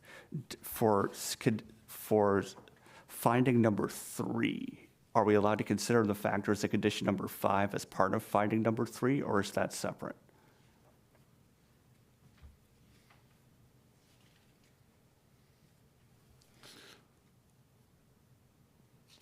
Can you state that question again? So you're saying that finding number 3 is in conflict with condition number 5? Is that what you're saying? I'm asking whether we could consider compliance with condition number 5 as part of meeting finding number 3. Yes, yeah, because it includes ongoing site maintenance requirements that are being conditioned. Right, because by default, based on statements by the public, without condition number 5, I'm not sure that we would meet finding number 3. With condition number 5, I think we can meet it. I just wanted to be clear on that point. Yes. And to, again, thank the members of the public for taking the time to bring up their concerns, and to my fellow commissioners for confirming that those concerns were a current issue. I believe that's all of my questions and comments. So I think we can make I believe that Vice Chair Martinez wanted to make a modification to condition number 5. That was the primary change, and I had a few minor typographical changes. So would you like to make the motion, Vice Chair Martinez? I will attempt to with the staff's assistance, please. So on 5, for site maintenance, the owner shall ensure orderly maintenance of the site, including clearance of any waste and debris on site. The surrounding area shall be cleaned of any waste and debris that may result from the project, and it shall adhere to Pinole Code Section 17.46. Next sentence, any graffiti and lighting shall adhere to, and lighting shall be consistent with Code 8.32 at all times. And then the final sentence, any graffiti that appears shall be removed or painted over within 72 hours. And is that the code section that staff wanted to have referenced for this item? Or was it 17.46? Well, we can reference 17.46. 8.32 is usually just the code. If there's a code enforcement complaint, that's just the code we go out usually, and so that one doesn't necessarily need to be in the condition, but 17.46 I think does, just to make sure that if lighting is added, that it be shielded, that it follows the standards that's set forth in that code section. So. Yep, so I could reiterate that modification. Okay, I just want to make sure that we do address the lighting issue for them. Yes. Thank you. So for the record, the proposed modification would be to the second to last sentence on condition number 5, and it would read, all exterior on-site lighting shall be maintained in good condition at all times and shall adhere to Chapter 17.46. Thank you. All right, and that's going to apply to all lighting, including existing lighting on the project, not just new lighting. Yes. Okay, just wanted to be clear on that point. And then, as a friendly amendment to the motion, the various typographical adjustments to the various resolutions of approval that I raised. Mm-hmm. So I'll second that, and it's a resolution approving variance VA 24-002 and administrative design review DR 24-004 with the suggested changes to the conditions of approval. And so we have a motion and a second. Is there any further clarification needed by staff? Is there any discussion on the motion? All right, can we have a vote, please? One moment. Commissioner Lamb-Julian, did you have a comment? Okay, I thought maybe somebody. Commissioner Uch. Yes. Commissioner Lamb-Julian. Yes. Commissioner Sandoval. Yes. Commissioner Bender. Yes. Vice Chair Martinez. Yes. Chair Menace. Yes. Motion carries 6-0 to approve the variance. And also to approve the administrative design review. And the administrative design review. All right, well, thank you all for your time. I appreciate your taking the time to engage with this process. And now I'm going to go ahead and read out the appeal procedure. Any person may appeal in writing the action of the planning commission or the planning manager by filing an appeal with the city clerk in writing within 10 days of the action, Following a public hearing, the City Council may act to confirm, modify, or reverse the action of the Planning Commission, and the Planning Commission may act to confirm, modify, or reverse the action of the Planning Manager. The cost to an appeal decision is $500 with a minimum $2,500 deposit fee. So now, we're going to go ahead and move on to public hearing number 2, UP 24-02, Sprouts Farmers Market upgrade of liquor license to Type 20 located at 1300 Pinole Valley Road. So we'll now go to the staff presentation on this item. Thank you, Mr. Chair. Just to start the process, Terry Dickerhoff on behalf of Sprouts Market had requested a conditional use permit to upgrade their license to sell beer, wine, and distilled spirits for off-site consumption for their store located at 1300 Pinole Valley Road. Currently, the Sprouts Farmers Market has a Type 20 license, and a Type 20 license just allows for the sale of beer and wine for off-site consumption. Sprouts, of course, have stated that beer and wine experience will enable them to have a greater convenience for customers seeking alcoholic beverages that are available at several nearby locations. There's, of course, in Figure 1 in your packets show the actual location of the Sprouts, which is in our Gateway East or Gateway West project area. The project is zoned, has a general plan land use designation of SSA subservice area with a specific plan land use designation of subservice area Pinole Valley Road corridor, and a zoning of OPMU office professional mixed use. The zoning requires that any change of the alcohol license within the area requires either an amendment to or a new conditional use permit, depending on what they are doing. So tonight we are technically we are amending their conditional use permit that was approved back in 2016. However, because they're upgrading to a Type 21, it can stand alone with its own resolution. In order to sell beer and wine, of course, that the business must apply to ABC for the upgrade. So, and again, the Type 20 license, selling of beer and wine for off-site consumption was issued to them in 2016, and also was a part of the conditional use permit of the original project. So just kind of give you an analysis in terms of the review and analysis of the project.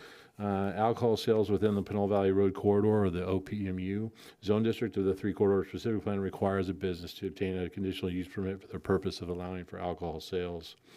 The purpose of this is, again, to supplement offerings that are provided as part of the business operation. Sprouts has already applied for a Type 21 alcohol license to the Department of Alcoholic Beverages, and through that application we were notified, and so we notified them that they were required to do a conditional use permit. Of course, the Type 21 license allows the business to sell beer, wine, and spirits, or what we call distilled spirits, for off-site consumption. In our code, we have a Chapter 17.59 that actually governs alcohol sales, and as well as 17.12140 of the Pinole Municipal Code, given the findings for a conditional use permit. So as part of the review process, the PMC section 17.59030 prescribes the review process, in which requires, before the opening of a new business or upgrading a liquor license, extending the hours of operation of any establishment that sells or serves any alcoholic beverages, or adding to the capacity of the floor area or shelf space devoted to alcoholic beverages, or of any establishment that sells or serves alcoholic beverages. The criteria requires to approve the conditional use permit as follows. So 17.59030 outlines a conditional use permit. The Planning Commission shall review all conditional use permit requests for proposed alcohol sales, and then the following information must be provided to approve the conditional use requests. So with these next four statements, these are information that we received from the applicant. With the first one being that we listed all the establishments within a 1,000-foot radius with a similar size and array of products. And if there is any other establishment other than food service establishment, i.e. restaurants, with incidental service of beer, wine, and/or spirits within 1,000-foot radius of the site, the proposed use that is in the same category of alcoholic beverages, sales, or services, the city shall not approve the application unless it makes all the following findings of a public convenience of necessity. Based on staff analysis and response and the information provided by the applicant, dated 8/2024, there are no other establishments that have a similar array of products that sell alcohol within the 1,000-foot radius of Sprouts Farmers Market grocery store, and therefore the standard is met. I.e., it also is met if there were. The City Council on November 19th approved of public convenience necessity finding, and so that would meet that requirement. The number of businesses of having authority to sell alcoholic beverages in the census tract of the applicant. Basically, in the staff analysis, based on the information provided by the applicant, by the ABC, there are 6 businesses, including Sprouts. You have to include the actual business because they have an existing license, so you include them as well. So I could just say there are 5 other businesses, including Sprouts, but there are 6 total businesses that have the authority to sell alcoholic beverages for off-site consumption within the census tract of 3591.03. Since the number of establishments exceed 5, a public convenience or necessity is required as part of the ABC and as part of the Pinole Municipal Code. The City Council approved a determination of public convenience necessity on November 19th, which satisfies the requirement of the Alcoholic Beverage Control to have an over-concentration of liquor licenses for off-site consumption in the census tract. The other thing that you have to remember is sometimes these census tracts are very big. And you can kind of see just in the 5 or 6 establishments where they're at. One's on San Pablo, one's on Appian Village, farther down on San Pablo Avenue, Tenet, Canyon Drive, and Safeway. We don't count like JV Liquors because that is not a similar establishment. That's a liquor store. That's not a grocery store. And so that's another thing that has to be, even though they have the ability to sell businesses, it's provided that it's the same type of business. So these are similar, and plus JV is also outside the 1,000-foot radius. And of course, our response is that after reviewing the information provided by the applicant, the staff determined that a PCN was required for this project. The City Council at its regular meeting approved Sprouts to be able to sell beer, wine, and spirits. The extent to which the crime reporting district in which the applicant is located exceeds the average for crime reporting districts subject to the jurisdiction of Pinole Police Department. A formal review by the PD had determined that crime reporting for the district does not exceed the average for crime reporting districts. The police department did not raise any objections or concerns related to the alcohol sales request. The proximity of applicants to school, park, playground, recreational centers, and daycare or similar uses. The staff analysis, after reviewing all of the materials from the applicant, as well as reviewing the CC maps, parcel information provided by Contra Costa County GIS, staff has identified 3 schools, the library, and a sports center. Fernandez Park and Youth Center within approximate 1/2 mile of the Sprouts Farmers Market grocery store. And I included table 2 shows the approximate distances and facilities.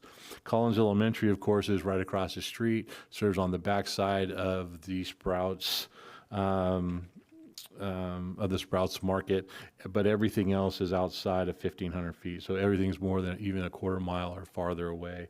St. Joseph's, Fernandez Park, Pinole Valley High, the library and youth sports area south of Sprouts. And those are over 1/2 miles away. And based on the above, because most of the facilities are approximately 1/2 mile, only Collins Elementary is within less than 1/2 mile of Sprouts. And those 2 have been simultaneous next to each other for the last since 2015 or 16. There has been no problems at this particular point. There have been no complaints about Sprouts and their current alcohol sales. In terms of requirement for public is B for the public convenience and necessity. Of course, a determination is required by the Department of Alcohol if there is an over concentration of alcohol licenses with a defined census tract, in which I've already indicated that there has been. The City Council is the appropriate authority to review and makes a PCN determination. This determination must be made prior to the Planning Commission review of a conditional use permit to allow alcohol sales. Based on the information provided by the applicant and ABC identifying the over-concentration of alcohol sales license within the census tract 3591.03, a determination of public convenience or necessity was required for this project. And as stated above, after reviewing sections 17.59030B and C of the Pinole Municipal Code, the council approved a PCN with the acquired findings on November 19, 2024 for Sprouts Farmers Market. See attachment 4. It got an X, but it should be attachment 4. This determination allows an additional off-site sales license in Census Tract 3591.03. All conditions of approval outlined in 17.59030C have been included with the conditions of approval of this project. So that moves us to our next set of findings, which is part of the 17.140F, which is the findings for conditional use permit. So basically, I don't know if I want to go through all this, but I'll just basically state the findings. The findings are the proposed use is consistent with the general plan and any applicable specific plans and all applicable provisions of this title. Staff has responded that the subject is consistent with the general plan. With Pinole Muni Code 17.20, the applicants submit this conditional use permit application to request approval for sale of beer and wine. The site is an existing grocery store that operates from 7 a.m. to 10 p.m. Monday through Sunday and is located next to the Interstate 80 in the OPMU zone. The subject property is a commercial use within an area designated for general commercial land use. The proposed alcohol sales hours would be from 7 a.m. to 10 p.m. as allowed by the State Department of Alcoholic Beverage Control.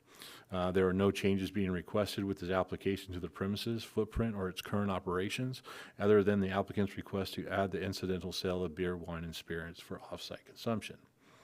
Finding 2 is the establishment, maintenance, or operation of the use applied for will not, under the circumstances of a particular case, location, size, design, and operating characteristics, be detrimental to the health, safety, peace, morals, comfort, or general welfare of persons residing or working in the neighborhood of such use, or to the general welfare of the city. Staff has basically analyzed that the proposed use will not adversely affect the welfare of the present community because, as stated above, the premise has continuously been operated as a full-scale grocery store for many years. This is an existing business that provides most goods and services that have come to be expected from a full-service scale grocery store. The request to add a small amount of spirit sales will better serve the needs of its customers and will allow the existing grocery inventory to better serve its customer and diminish the need for customers to travel to multiple locations to retrieve all necessary items.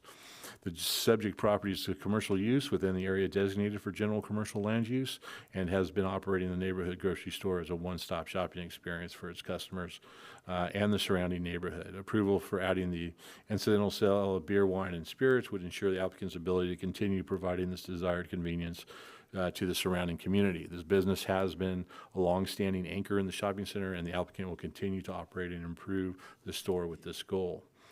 As part of finding number 3, which is the site of proposed use is physically suitable for the type, density, and intensity of use of the related structure being proposed. The site of the use is physically suitable for the requested addition of an auxiliary amount of beer, wine, and spirit sales for outside consumption. The applicant already owns and operates a grocery store on the property, which carries a wide range of grocery and utility items. The sale of beer, wine, and spirits for off-site consumption, while incidental to the overall goods and services provided, should be by the grocery store, not the Shell station. I see that is an important aspect of maintaining the ability to act as a full-service grocery store. The grocery store occupies a footprint of approximately 15,991 square feet, and the entire area encompassing the sales area of beer, wine is approximately 132 square feet, which is less than 10% of the total floor area. The proposed addition of beer, wine, and spirits would not physically impact the site at all and would not only represent an addition to some items to the store already existing shelves and coolers. The continued operation of the store with strict adherence to the imposed conditions, proper management, and supervision will continue to provide a retail service that is beneficial, convenient, and necessary for the community. And as a result, the proposed use will not require physical alterations of the applicant's property, and no additional construction is proposed at this time. 4, it will not be contrary to the specific intent clauses, development regulations, or performance standards established for the zoning district in which it is located. The proposed use and related structures are compatible with other land uses, transportation, and service facilities in the vicinity. As you're aware, the applicant is located, or the store is located within an office professional mixed-use zoning district. Per the 3 corridor specific plan, sites in this zoning district are a wide range of uses that should be encouraged and accommodated along Pinole Valley Road to ensure that needed goods and services are available and to provide opportunity for new and unique businesses. The applicant's business is aimed at both functions. The grocery items sold in the store serve local residents and who wants to purchase food items and or any other goods offered by the other establishments within the city of Pinole, as well as within the existing shopping center. By allowing the expansion of the grocery offerings to include beer, wine, and spirits would be in keeping with the requirements of the OPMU zone by expanding the diversity of goods and services offered to customers, as well as improving local convenience by reducing the number of trips required by residents who want to make a quick and simple shopping trip or impulse buy. Conditions of approval. We did include a part of these conditions of approval that are stated are actually out of 17.59040. All of those conditions are related into the conditions of approval as part of the, or should be, in the conditions of approval as seen as in attachment A of this report. So basically, and some of these standards are already being met, but they have to be included as part of the condition, such as the beer and malts in wine coolers and containers of 16 ounces or less. Cannot be sold as single items, but in a pack. There should be no sales of beers or ales or wines that have cruise stops in bottles less than 375 milliliters. Unless manufacturer prepackaged. The applicant shall be responsible for maintaining the area of litter in front of and adjacent to the premise over which they have control. No signs advertising the sale of alcoholic beverages shall be displayed outside of the store. A license or its employees shall regularly police under the area under the licensee's control in an effort to prevent loitering of persons about the premises. The sale of liquor in the store shall be limited to no more than 200 lineal feet of display, which shall include the use of multi-tiered shelving not to exceed 36 inches in depth. The site plan that I've included shows the lineal feet as 82 lineal feet. Where is, did that make the site plan make the? But it's only 82 lineal feet as part of what was described as the applicant. Any conditions are found to be disregarded, the use permit for alcohol sales will be subject to revocation. If necessary, the Planning Commission may modify the use permit after holding a notice public hearing, making applicable findings. Establish and maintain a compliant response community relations program with the police department. It also includes, as part of 17.59040, actually off-sale conditions. So basically, no sale of site is allowed for on-site consumption. Trash receptacles shall be located at convenience locations outside the establishment, and operators of the business shall remove all trash on a daily basis. Pay telephones, which I don't think there are any more on the site, but that's part of the code that needs to be updated. but if we did have pay telephones on the site where applicable, they must be the type that only allows outgoing calls. Establishing with glass storefronts, windows shall all from unobstructed interior viewing of the cash registers area from the street. Sign concerning the California law prohibiting minors from drinking alcohol and a sign prohibiting loitering or public drinking must be posted. A copy of any of the use permit conditions of approval will need to be kept on premises and available upon request.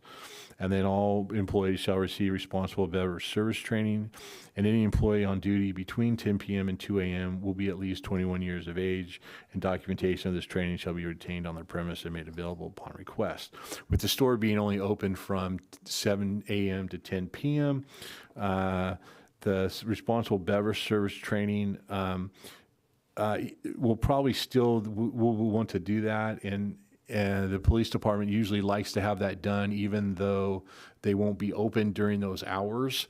However, if they were to open during those hours, then at that point their employees would have already complied with this condition.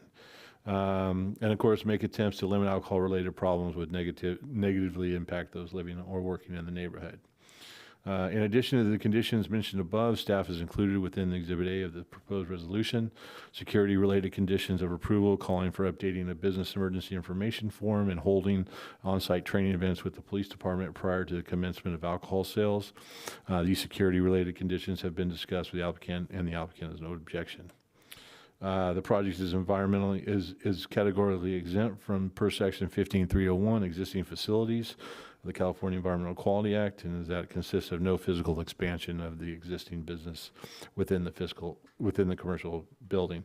There really is no real serious fiscal impact, even though they're adding another option. I mean, there could be an increase in sales tax, but it'd be so, it's not that. It wouldn't be that big of a adjustment to what they already do. The other thing that I wanted to mention, and it was also part of the package or part of the conversation I had with the applicant, is they're not looking to sell, the hardcore Jim Beams, Jack Daniels, those types of alcohols or spirits, but more of the Bear Claws, more of the hard lemonades, more of those types of drinks, which are considered distilled spirits. They're not a beer or a wine. So that's what they're kind of looking for to sell.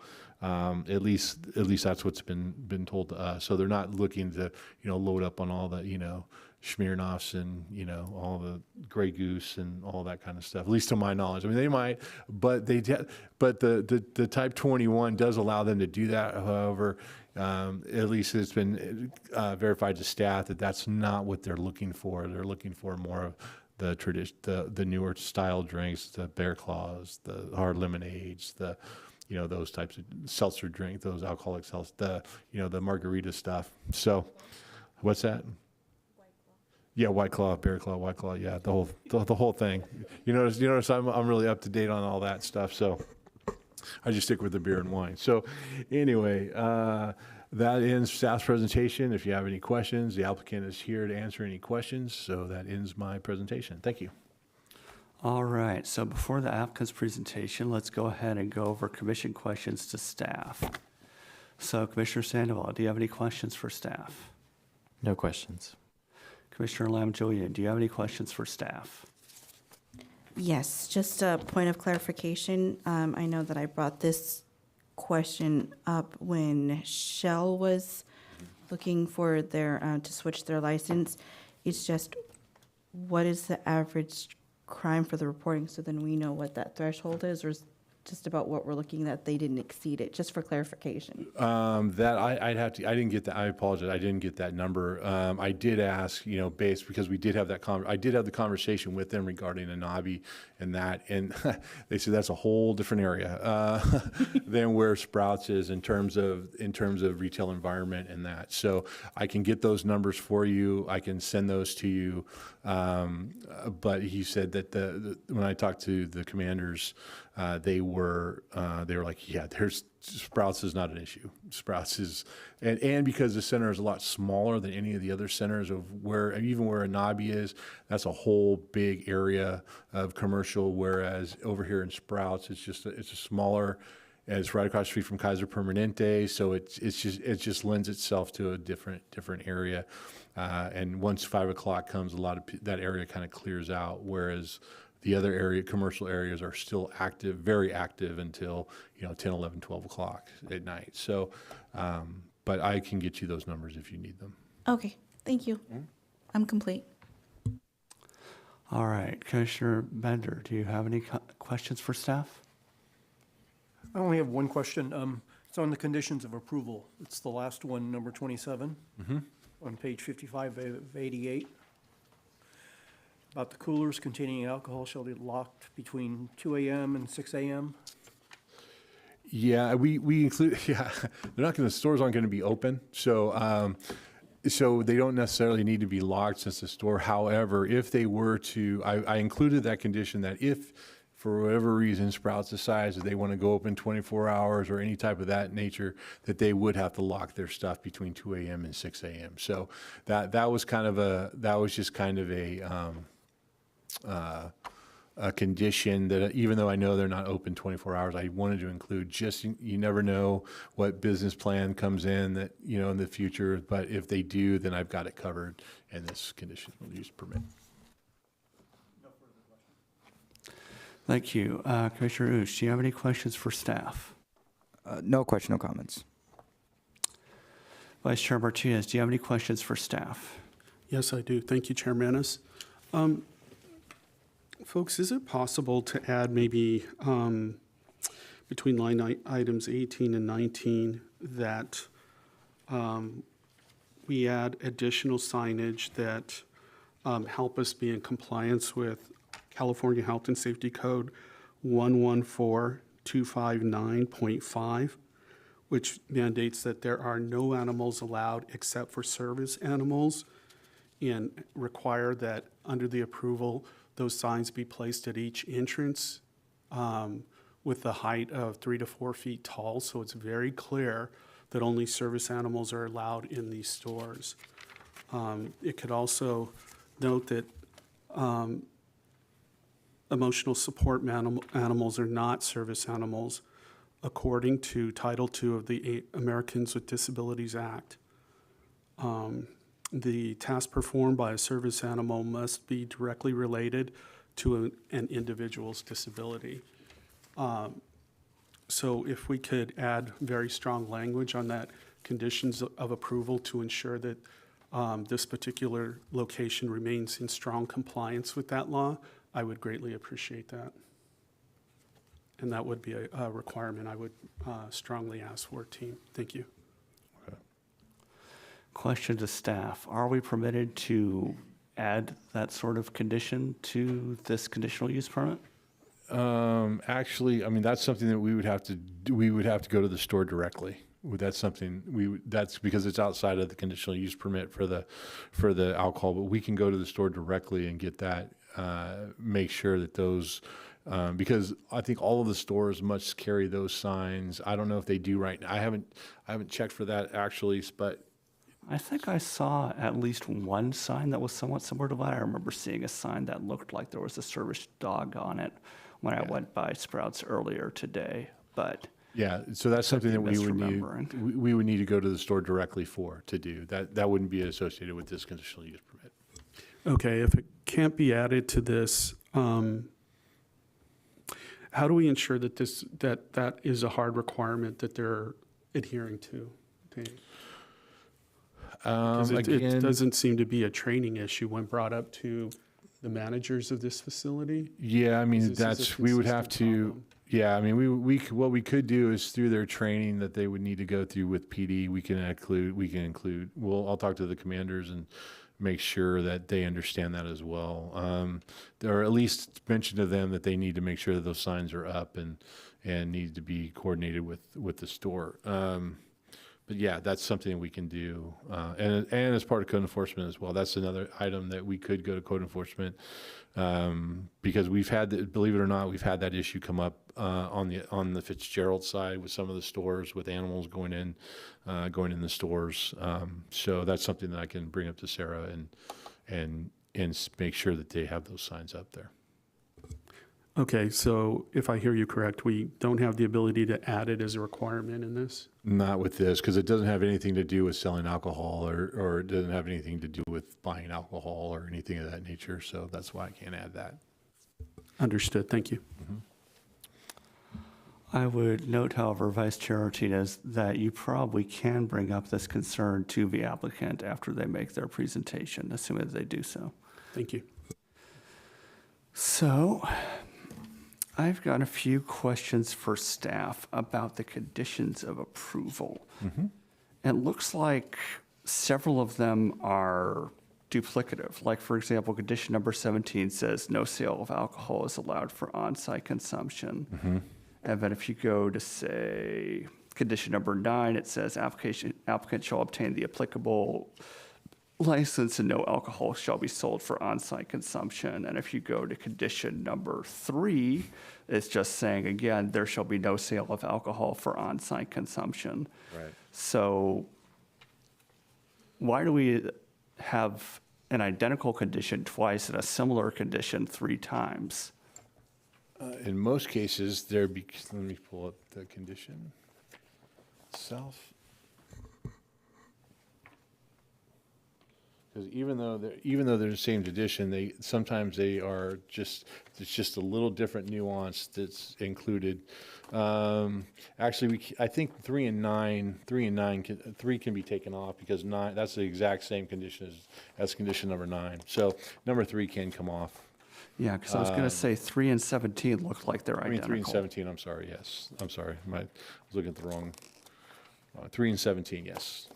So yeah, that condition can come off. But the other one, no, because there's just a little bit of different nuance, and so it's just included as part of that condition.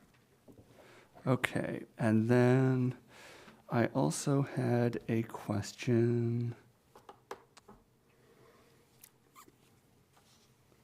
Looks like most of these have subtle differences within the condition, so they're not literally identical, but there was one condition.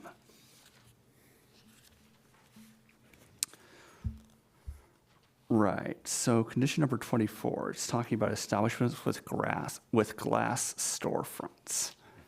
Is Sprouts such an establishment? Well, even though that's one of the conditions that was outlined in the code, and so that condition is required to be in here. Okay, because I wasn't sure whether the basically transparent doors triggered that requirement or not. I'm guessing not. No, but it's one of those conditions as part of 17.59 or for 040.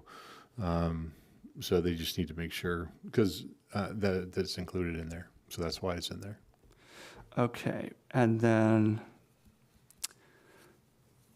I guess briefly hopping back to the difference between condition number 3 and condition number 17. Condition number 3 says that enforcement falls under police and community development. Mm-hmm. Condition number 17 says it's just community development. So does that make any difference? Well, that's the difference between the offsite consumptions, but the actual condition 17 is no sale. That's community development. Are you talking about number 19, condition 19? Condition number 3 and condition number 17, they both say no sale of alcohol for on-site consumption. I mean, 3 says there shall be no sale, and condition number 17 says no sale is allowed, but they're essentially identical. Yeah, I mean, it should be number 3, both police and community development, but that condition will go away. So. Okay, so we should strike condition number 17 then? Yes, we'll strike condition number 17. Okay, and then condition number 26, make attempts to limit alcohol-related problems which negatively impact those living or working in the neighborhood. Right. That seems vague. How do you define that? Well, it's basically they make attempts to make sure that when they're selling alcohol, that you're not selling to drunk people as they're coming out into the parking lot and going back into the neighborhoods, or people that are walking to the site, and it's mainly to cover and usually you could have some problems with maybe you don't sell to those people because they've had too much to drink, or because the store has an applicant. So it's just basically it is vague in nature because it could cover a lot of different issues that could arise with the selling of alcohol. So it's just up to them to make the attempts to limit all those problems and try to either by not selling it to people that are already inebriated or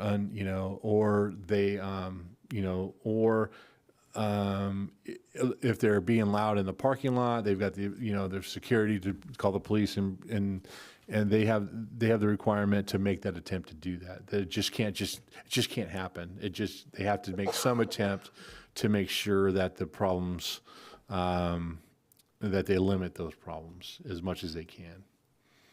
So it's to be vague in general. It's meant to be vague. Okay, and it's legally permissible for the city to have that vague of a condition. Yeah. All right, in that case, that's all of my questions for staff. The time being 9:23, it is still legally permissible for me to open the public hearing. I will now do so. And does the applicant wish to make a presentation?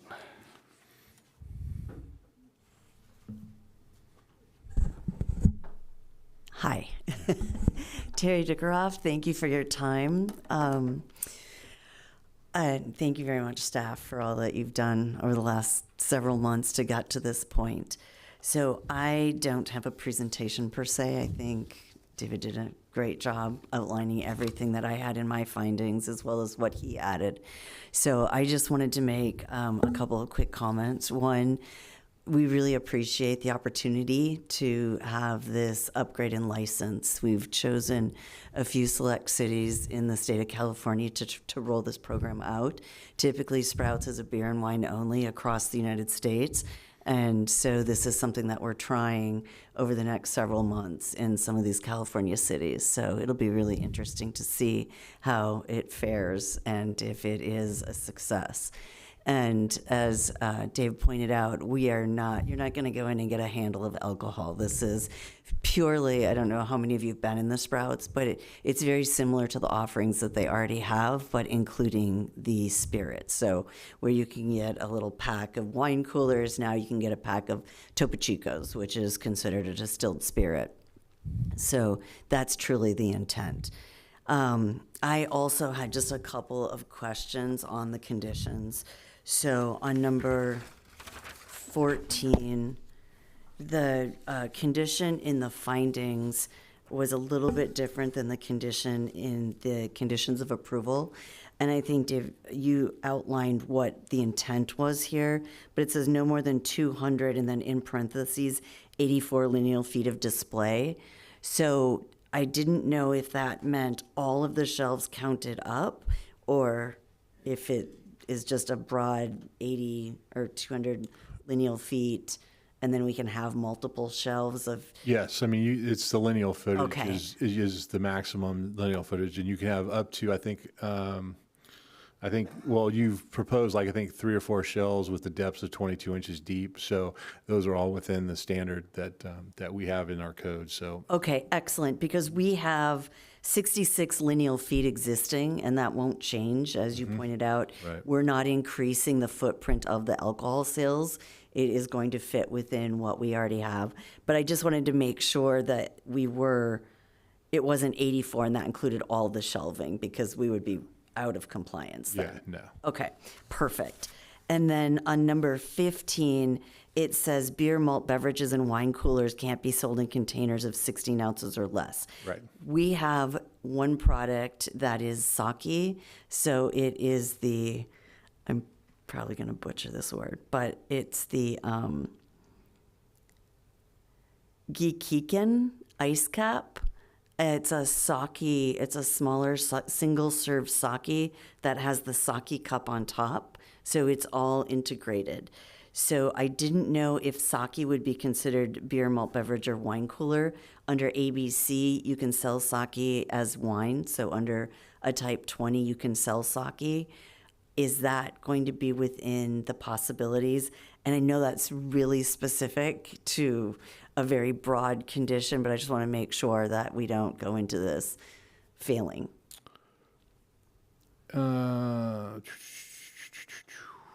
Let's see, but must be sold. Are they sold in multi-units? They are not. They don't come as packaged, unfortunately. They come as a single serving.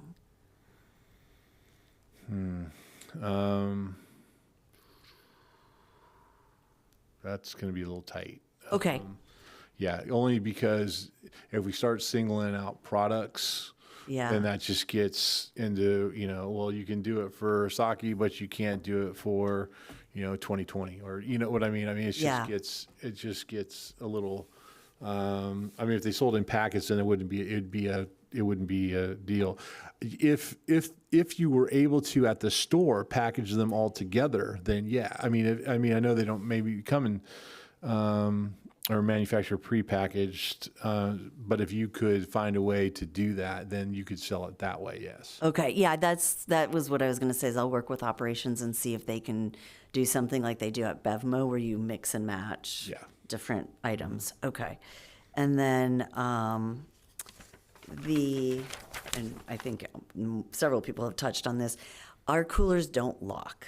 So Well, that's because you're not operational between 2 and 6 p.m. Exactly.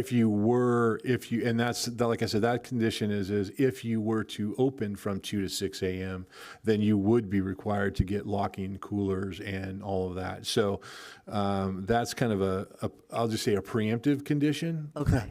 Okay. Your condition, as long as your store doors are locked at 10 a.m. or 10 p.m., then that would be okay. Okay, great. I just didn't want someone to come in and realize that we don't even have the capability to lock those. Yeah, I mean, they're that's- reach-in, nicely done little. Yeah, that's mostly used for, like stores that are open for 24 Convenience hours, or stores. convenience stores, or, mini marts, or that kind of stuff. But I always like to include that condition, because what'll happen is I don't see Sprouts being a 24-hour operation, but you never know. I mean, business models have changed dramatically over the last 20 years. So, but I would say that if you were, then we could come back to you and say, you're gonna modify all those cases to lock them down from 2 to 6. Okay. And it's within your condition of approval. Perfect. So Okay. as of now, you are in compliance as long as you're not open between 2 and 6. Okay, excellent. And then the last condition, 24, which again was already touched upon, the unobstructed interior viewing of the cash register. So as you talked about with the signage with the service dogs, we've got a ton of signage. So there isn't an unobstructed view through the storefront, because we've got, it's under surveillance, and people under 21 can't buy alcohol. And I will check on the service dog. I promise I will go back and ask about that, because it's a law that they can definitely post for. But it does take up a lot of real estate in the storefront. So Right. as long as everyone's clear, as long as on record we understand that there is signage that would negate an unobstructed view in the storefront. Well, there are signage that are required by law. So Right, I mean, exactly. sometimes you run into those, just as long as your under 21 sign isn't 25 by 36. You know what I mean? So The entire thing. yes, it covers a window. Okay. So, but I don't. Yeah. So we're okay with that. Okay, okay, perfect. That's all I have, unless anyone has any questions for me. All right, thank you very much. Thank you. So the commission may have questions, but first, we're going to go ahead and ask if there are persons in favor of the project who wish to speak. Whether I here see or someone's online. hands. I see a person's hand raised online. I can't tell from Zoom whether he's in favor or opposed, but he's also the only person online as well. So. Fair enough. So whether you're in favor or opposed, Let them come in. Okay. online speaker. Yes, this is from the caller with phone number ending in 5748. When you are ready, please press *6 to unmute, and you may speak.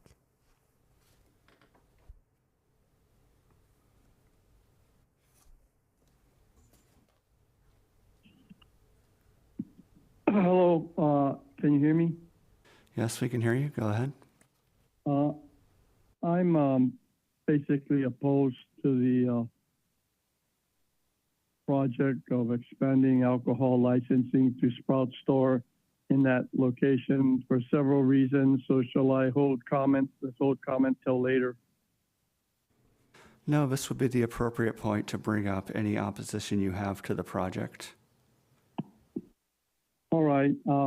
First question I have for the Sprouts management people. I'm not sure who or what that lady was. I guess she's one of their operation managers. Why again did they choose the Pinole location? That being said, other localities where Sprouts are, do they have liquor in their stores, and what has their experience been there?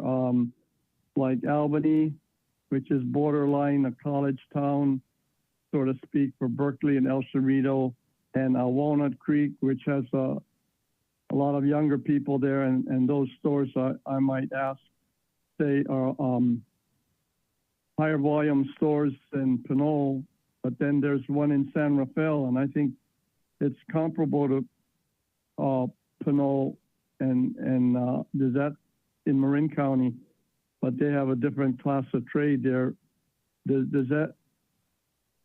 they answer that question? And a related question to that, why are they coming out now, like 8 or 9 years later, to ask for this modification or this kind of a license?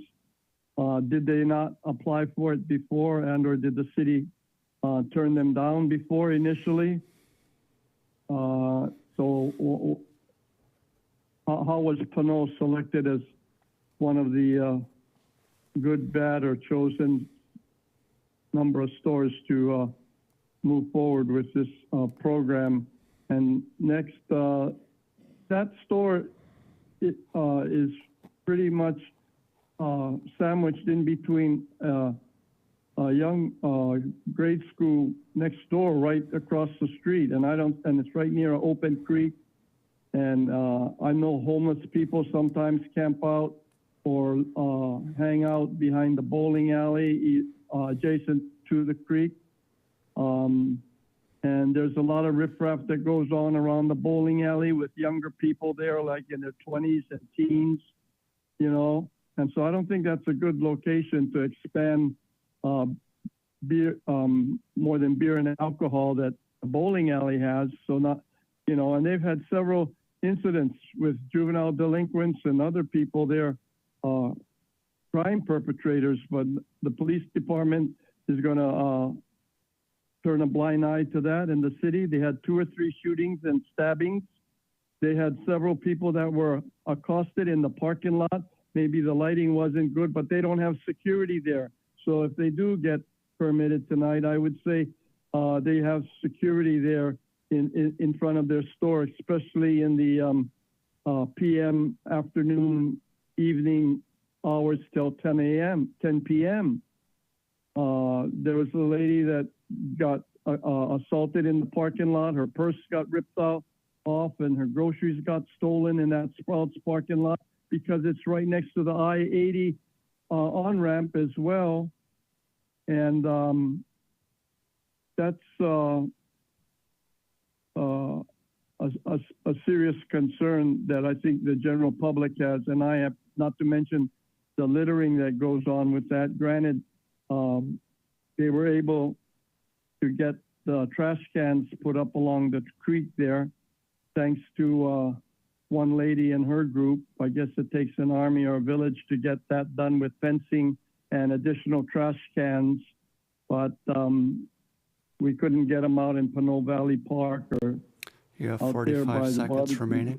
so on, and fencing. But those are the main reasons why and questions I had in opposition to giving them the proposed licensing for beer and more than beer and wine. Thank you. Thank you. Are there any other public comments on this item? No, there are no other hands raised. All right, and at this point, the applicant is given an opportunity for rebuttal. So do you have a response?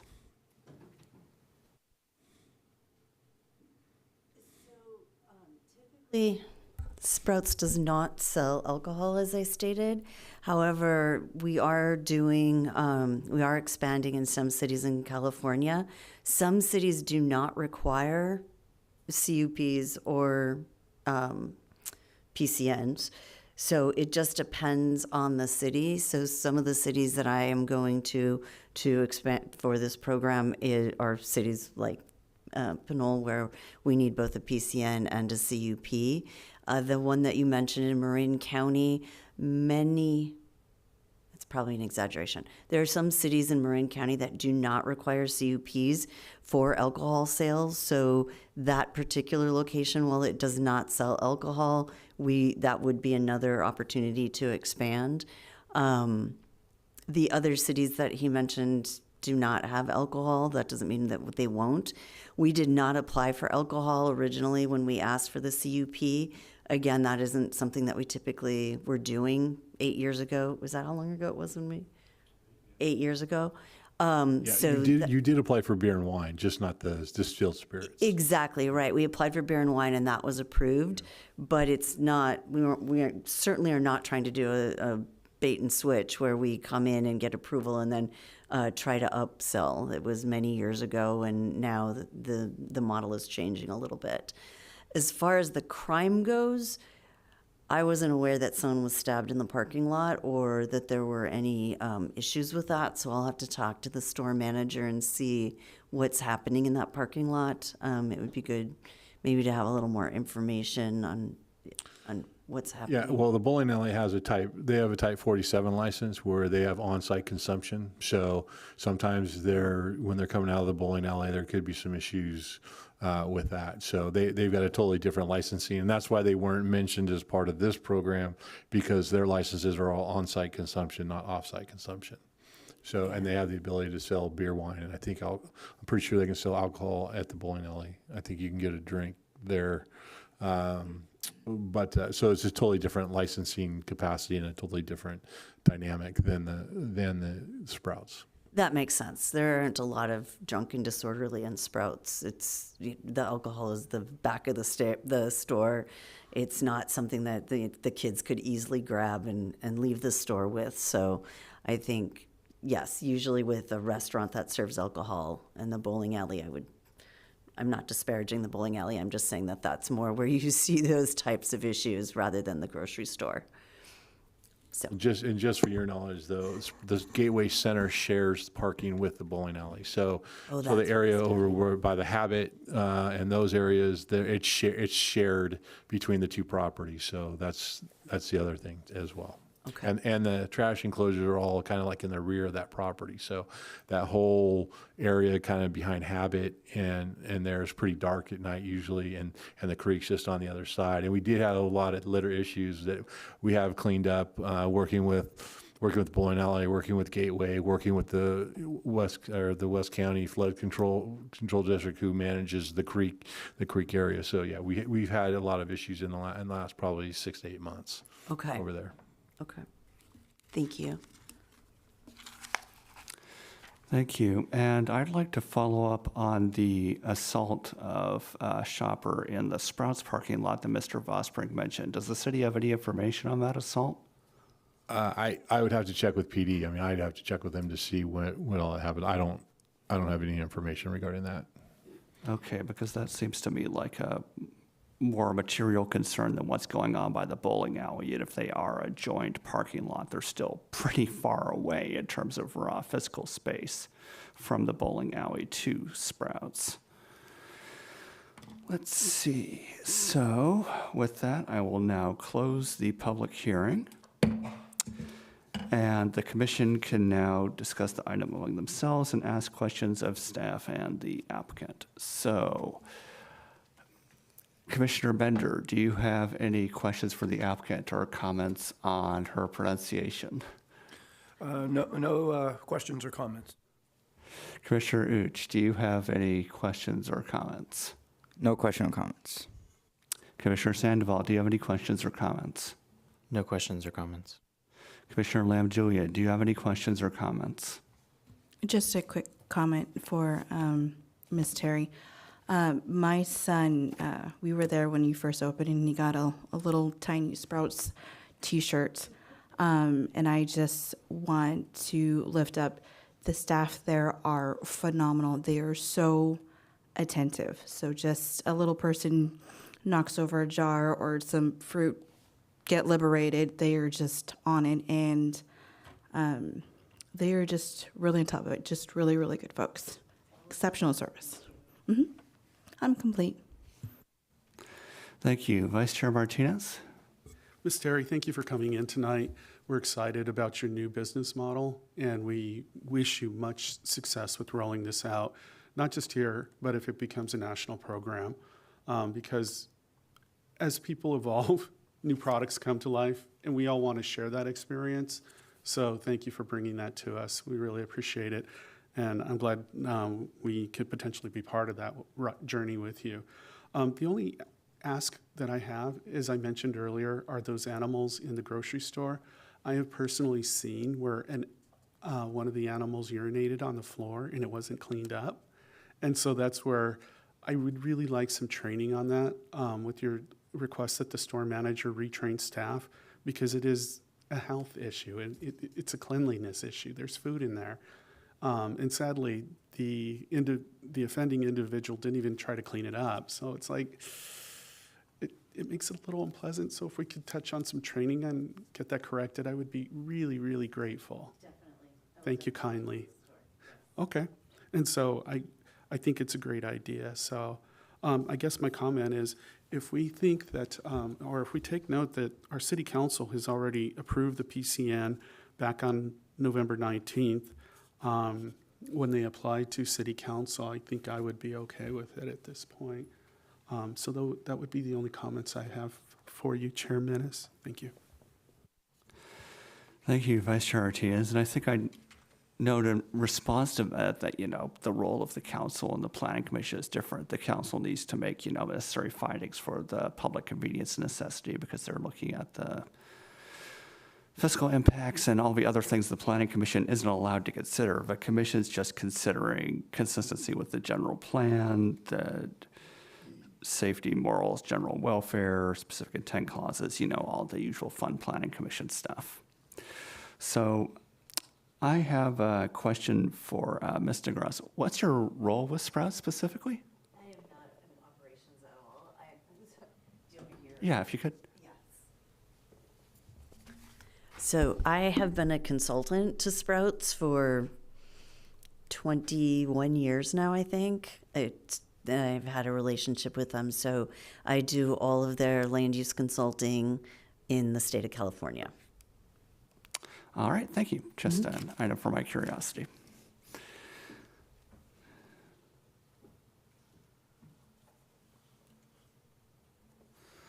Okay.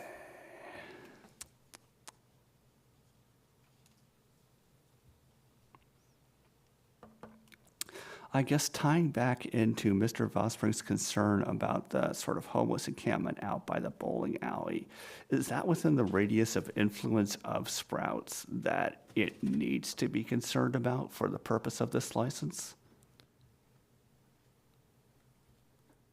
I don't think so.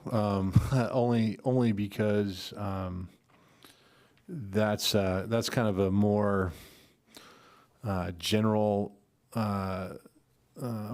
item than this. I don't know the status of how many homeless are out there at this point. I know West County Flood Control District kind of helps monitor that, as well as Pinole PD. So I'm not quite sure, to the level of it is out there at this point. So I would call it germane, and most of the homeless are more towards the trail between 80 and the bowling alley. At least that's where we've noticed a lot of the trash and a lot of the litter is really behind the bowling alley as you're going towards the trail portion that connects on what would be the southwest corner of the property.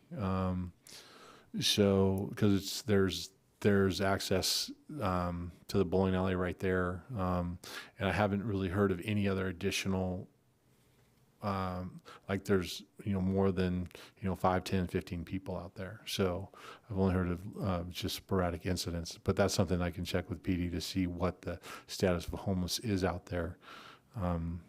But I haven't heard of anything. I haven't seen, the only thing we have done is clean up litter out there. We haven't really cleaned up any encampments.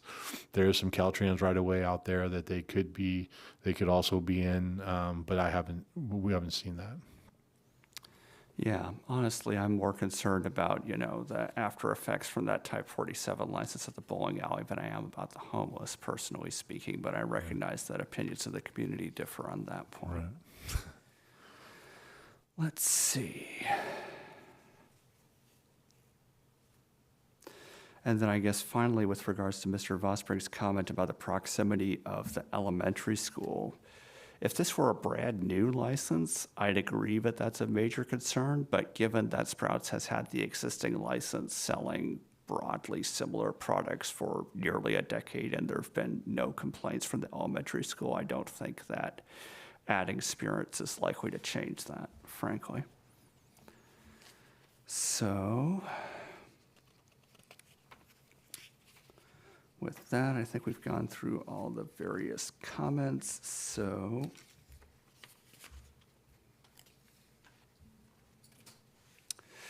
I guess with regard to condition of approval number 15 and that one particular brand, it seems to me as though mix and match wouldn't be a manufacturer prepackaged multi-unit quantity. So I'm wondering whether that condition can be modified because the applicant stated that the State Department of Alcohol and Beverage Control says that it is permissible for those to be sold as single units at a state level regulation. So is condition number 15 based on state rules or is it based on city ordinance? City ordinance can be more restrictive than state law. I mean, in this case, but most, this is just a city, this is part of the city ordinance that we would, that we're quoting in this condition number 15. If we wanted to modify this condition in any way, I would not change any of the single items. I would change that it could be located within a multi-pack, within, a multi-pack of items sold by the store, or a multiple set of them and not just one. And whether some shrink wrapping or something can be done at the store level to make that happen. So that it's not, it's just not single where they can just pull one out of the carton type thing. And that's the reason why that's why this condition is pretty much in there, so that it has to be in the pre-manufactured stuff. So you can't just go out and take like you can with beer, where you can just take the single out and leave the 6-pack and do all that kind of stuff. So, right, I get that intent. I'm just not sure whether it would be possible to modify the condition while remaining within, the municipal law, because we don't have the power to alter that. Right. I mean, unless they can prepackage that item. I mean, I think the commission could, they couldn't prepackage it with different style of alcohol. I mean, that sake is a wine, it's considered a wine. You can't have, 3 wines, couple distilled spirits, and then a beer. It would have to be, either all of one item. Either you can get it, or because they don't make it in 16 ounces really isn't that big anymore. How big are they? 12? They 12 ounces? They're actually 6 ounces. They're just tiny little. Oh. 180 milliliters? Yes. That's exactly right. Oh. Does it have a screw top? It has the cup on top, but I don't think it's screw top. Okay, just want to make sure that it doesn't run into condition number 16. Yeah. Oh, right. Does it have screw tops in the bottles less than 370 milliliters? Yeah, I think that I think that item's going to be pretty difficult to bring in unless it's prepackaged. I mean, that's the only. Yeah, I mean that's kind of. Yeah, that's. Yeah, because it looks like it looks like it's the sort of thing that, frankly, those conditions are targeting. Yeah. Yeah. So, I mean, we would be open. I mean, if Sprouts has an idea of how they want to do it, they can always bring it back to the commission, and we can review it as an administrative item, and see if that would fit the intent of the condition. So. Or you could also ask the council to modify the relevant municipal ordinance. That might be a more direct way to go about it. Yeah, but that'd take a little long. That process would be, usually they want it tomorrow. We won't be able to do that for a month or two. So with all the new products, I mean, it's just, I think the other thing is that it's trying to just limit single items, that everything's just a single item. Because those are easier to take. It's a lot harder to take a 6-pack of them or a 12-pack and stick those in the bag. Whereas, just taking one of those or 2 of those, you can slip in your pockets or, it just makes it that easy. So that's, in most cases, that's why those things are used. I don't see anywhere where they do packs of them, but we'll figure something out. Right, okay. And then I'd like to request a modification of condition number 27 to have it say, coolers containing alcohol shall be locked between 2 a.m. and 6 a.m. if the store is open during those hours, because that way it's not, Okay, that's by the way it's written, in violation, because just looking at the raw text, it would be. okay. So in essence, we're saying that condition 27 would read, coolers containing alcohol shall be locked between 2 a.m. and 6 a.m. If the store is open during those hours. if store is open during those hours. Because right now, if we just pass it as is, they would be in violation of that condition. Kind of, sort of, yeah. Yeah. However, they would have to come, if they were to open prior, if they were to change their business hours and selling alcohol, they would have to come back to us to be reviewed. So that's another thing too. If the store is looking to redo their hours in terms of lengthening their hours, either opening at 6 or closing at 11 or 12, then they would need to come back. Because you do sell alcohol, you would have to come back to the commission for a review of that operation. All right, so then at that point, I believe I'm ready to move Planning Commission Resolution 24-08 with a conditional use permit to allow the sale of beer, wine, and spirits for off-site consumption at 1300 Pinole Valley Road, Pinole, California. UP 24-02 with the following modifications to the conditions of approval. Condition of approval number 17 is struck because it's duplicative of number 3.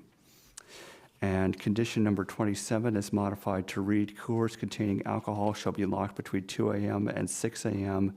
if the store is open during those hours. Do I have a second? I'll second. Is there any discussion of the motion? All right, Mr. Annam, can we have a roll call, please? Yes, Commissioner Utsch, Yes. Commissioner Lamb-Julian, Yes. Commissioner Sandoval is not here for the vote. Commissioner Bender, Yes. Vice Chair Menes.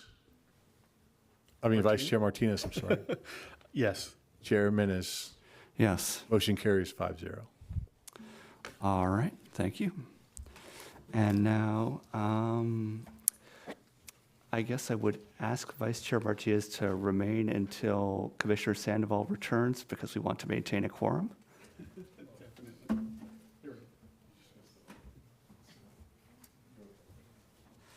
All right, so Commissioner Sandoval, would you like us to reopen the vote so you can take part in it? Sure. Am I permitted to do that? Yeah. Sorry. That was more a question to, What's that? am I permitted to reopen the vote so Commissioner Sandoval can take part in it? You probably would need to redo the whole motion and the whole second to do that, just to make sure. Yes. It's okay. Okay, so we'll just leave it be then. The motion carries 5-0. Yeah. Okay, so we're now moving on to public hearing number 3, PA 24-0002, Municipal Code Amendments for Housing Element Implementation. And let's see, we've still got about an hour before we hit the deadline for opening the public hearing, but I can't actually open the public hearing until after the staff report. So just asking staff to keep that in mind for the staff report. Okay. And also noting for the record that Vice Chair Martinez needs to leave at this time, but we still have sufficient commission staff present for a quorum. Great. Chair Menes, I don't remember if the appeal language was. Oh, right, the appeal language, yes. So before I move on, the appeal procedure, as stated previously, any person may appeal an action of the Planning Commission or the Planning Manager by filing an appeal with the City Clerk in writing within 10 days of such action. Following a public hearing, the City Council may act to confirm, modify, or reverse the action of the Planning Commission, and the Planning Commission may act to confirm, modify, or reverse the action of the Planning Manager. The cost to appeal a decision is $500, a minimum $2,500 deposit fee. And now moving on to item number 3. PA 24-0002, Municipal Code Amendments for Housing Element Implementation. Okay, great. Yeah, thanks again, Chair Menes. So the item before you tonight is the second set of municipal code amendments. If we could go to the next page. second set of amendments for housing element implementation. So as you might remember, in September, Planning Commission looked over this first set of municipal code amendments for recommendation to City Council. This is the second set of amendments out of, I think we're planning for 3, possibly more depending on how the amendments go, but we're planning for 3 so far. So this is the second set addressing accessory dwelling units, junior accessory dwelling units, SB9 projects in general, and also consideration of some single family residential objective design standards as well. And then we could go into more about why and like what that means exactly.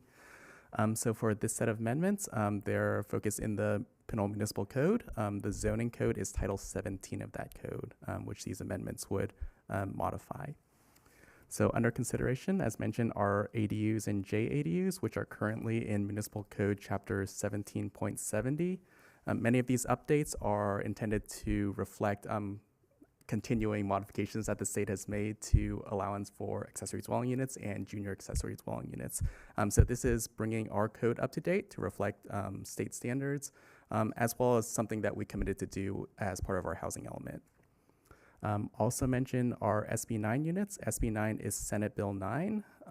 This is a bill adopted from the state to allow lot splits on single-family residential zone lots, as well as development of up to 2 primary dwelling units on single-family zoned lots.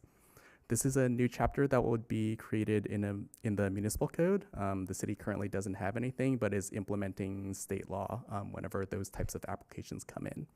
So with the creation of this chapter, we'll have something in our code for people to reference that would reflect the government code for the SB9 type projects.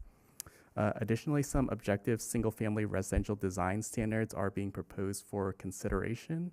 Part of this reason is because of those SB9 projects. As you might know, SB9 projects are ministerial approval, which means discretion can't be used in evaluating those types of projects. Discretion includes, subjective judgments based on design guidelines and types of criteria. So as part of addressing, some of the intent of the residential design guidelines, we propose some objective standards that would be able to be converted into more objective standards as a way to continue like what the intent of the design guidelines are wherever that might be possible. So those were additions to one of our existing code sections to incorporate some objective single-family residential design guidelines there. So as you might remember from the previous set of code amendments, Planning Commission reviews and provides recommendations to City Council for the ultimate adoption of the ordinance. And then we'll go into, in the next slide, some of those updates that have been proposed. So the first set of updates are for Chapter 17.70. This regulates accessory dwelling units and junior accessory dwelling units. Many of the updates are in our existing chapter align with recent changes in state law. So I think our AD ordinance was adopted in 2020, and there have been numerous changes throughout the years that the state has done to like tweak standards or like add standards or clarify requirements. And then we're bringing our code up to date to reflect those, as well as implementing our housing element program that says we would commit to do so. And additionally, we'll improve some of the clarity that was in our current code as well. So some of the changes include establishment of an operations section that consolidates some of the requirements for ADU use. There's clarification on some of the mandated allowances where ADUs generally have to be associated with the primary dwelling unit. If you're going to sell the primary dwelling unit in the lot, you have to sell the ADU together with it. State law already provides, or previously provided, some provisions for separate sales if you were a qualified nonprofit corporation that built and developed these ADUs. The state recently expanded some of these allowances, so cities can consider another like local ordinance that allows for separate sales even if you weren't a local qualified nonprofit corporation. That's not being proposed as part of these updates, but some of the background for separate sales. Additionally, we provided some updates to setback distances. This is kind of a cleanup item, and it's just to align more with setback distances we have for accessory structures. So this would be setback distances between the primary dwelling unit and the accessory dwelling unit, or accessory structure. So both of those would now be made 6 feet, whereas the prior standard for ADUs was 8 feet. So this is just bring some consistency between those types of accessory units. Of course, ADUs would meet the state guidelines of 4-foot side and rear setbacks as required, so that stays the same, and it's a little different from accessory structures. Another revision would be clarifying some of the standards we currently had for stair visibility if you were to do like a second-story ADU. So I think our current standard had something about not being visible from the public right-of-way. We included some additional standards for adding some screening to obscure visibility if there was some visibility, or to paint or design the stairways to be more in line with the design of the primary dwelling unit. We replaced some of the subjective design language with more objective standards. I think some of those include specification for colors and materials. Okay, and if we could go to the next slide. So a new chapter is being proposed, chapter 17.71 for SB9 urban lot split and unit development projects. So this is the chapter that would regulate subdivision of single-family lots into 2 lots as allowed by state law, and also development of up to 2 primary dwelling units on the lot as well. Some of the inclusion into this chapter that might not be in state law is just explaining what the permit process would be from the city. So in establishing this chapter, we clarify what our permit and application requirements would be. We provide clarification that single-family residential zoning in Pinole are the LDR and R1 zones. Those are zones that allow for single-family residential, but currently don't allow for multifamily residential. So they would be considered the single-family residential zoning districts in this respect. There is an addition of front and structural setback distances that we propose in the ordinance. State law does not have this, but the city can introduce these standards. These are consistent with some of the standards for single-family residential zoning districts currently. But as allowed under state law, if it would physically preclude the units, they can't be applied. If they won't, then they could be applied. So we're proposing those standards there. There is a specification for the tree removal process to be ministerial or staff level approval only for SB9 projects. There are some cases where tree removal can be a discretionary review brought to Planning Commission, but consistent with state law, SB9 projects have to be reviewed ministerially, so at staff level without discretionary decisions. So we needed some way to reconcile those two. And finally, there's inclusion of references to new objective design standards being proposed under the existing development standards chapter in the Pinole Municipal Code, which is chapter 17.24. And I think this might be in the next slide as well, if we could move on to that. Okay, so 2 slides over. Another revision is to chapter 17 or section 1712, 150 for comprehensive design review. This is some cleanup and clarifications. This is clarification that ADUs like ADU or JADUs like ADUs are exempt from comprehensive design review, so they would be reviewed ministerially. It's just not to provide some confusion that JADUs would be reviewed differently than if they were ADUs. There is a removal of square footage text in the addition section for administrative design review, just to clarify that all single-family residential additions, regardless of size, are an administrative design review process. So this is just some cleanup. And then there's inclusion of references to SB9 units to ensure they align with updated standards. If we could go to the next slide. Thanks. Okay, so this is a new section that's being proposed in the existing chapter 17.24 for some objective design standards for single-family residential districts. So this would be for incorporation of some objective design standards based on our existing subjective residential design criteria and guidelines for single-family residential districts. Since the subjective guidelines can no longer be applied to ministerial review, like SB9 projects, the objective standards have been proposed to provide some evaluation and design consideration for projects, provided that those criteria can be objective, and to further the intent of the single-family residential design guidelines where possible. So these proposed objective design standards are for consideration. They're not mandatory under SB9, but are included for consideration to ensure, future single-family type developments align with existing design principles from the residential design guidelines where possible. Some of the more subjective standards like compatibility with the neighborhood, there's not really a solid like objective standard that might be created for it. So those are more difficult to define. The ones that have been converted are a little easier to establish objective standards for. Of course, we could like revisit these in the future as well for future municipal code updates, if there is further consideration for single-family residential objective standards. But for now, the ones proposed for conversion are easier to translate into objective standards. So if these standards are not adopted, SB9 unit developments, so up to 2 primary dwelling units for review, would rely solely on any objective standards outlined in this SB9 chapter and in any other applicable zoning sections of the zoning code. So if objective design standards weren't adopted, essentially homes would be evaluated based on like setback, height, and those types of standards without any specific or more specified details on how to design. If there's another slide, we could move on to that.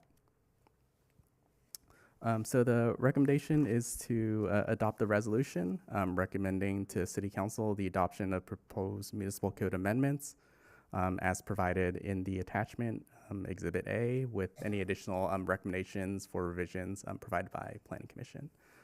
So that concludes staff's overview, and we're available for questions. And I just want to add to that, all of the changes are included as part of the attachments of the project, so you can actually see all the changes and all the inclusions that we did. I know it's probably self-explanatory, but I just wanted to make sure if the commission had questions or answers, the actual amendments are in the package. So that's all I had. Thanks, Justin. Thank you. So we're now going to go over the commission for questions for staff, though since this is a staff item, it's going to be questions for staff anyway. Commissioner Sandoval, let's start with you this time. Do you have any questions for staff on this item? Yes, thank you. Thank you, Justin, for the presentation. So I did have a question about section 17.24.040. Just for clarification, the objective design standards, this would basically conform any ADUs that are built under SB9 to conform to the city's objective design review standards, to the city's objective design standards compared to anything that was outlined in SB9, correct? So just for clarification, this would be for any primary dwelling units that would be constructed, primary dwelling units being like, a new single family home, which has its own ownership. ADUs are considered accessory dwelling units where they're typically tied to the main residence. It typically doesn't have a separate ownership. So this would apply to, new single family home or new duplex being proposed. Okay, thank you. Thank you for the clarification. That would be all. Commissioner Langelian, do you have any questions for staff on this item? No questions, but thank you, Justin, for the report. Commissioner Bender, do you have any questions for staff on this item? Yes, I have a question. It's on page 83 of 88. It's under setbacks, about the front setback, being 20 feet, which has already been in Pinole's requirements. I think I know the answer, but it says unless such setbacks would physically preclude the construction of the units or preclude the unit from being at least 800 square feet.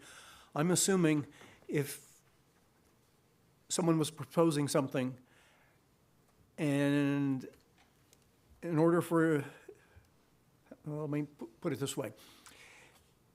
If what they're proposing couldn't be at least 800 feet, if it couldn't be achieved, the 20-foot setback requirement gets waived. Correct? Yes, that's correct. Basically per state law. Yeah, the city has to allow for a unit that's 800 square feet.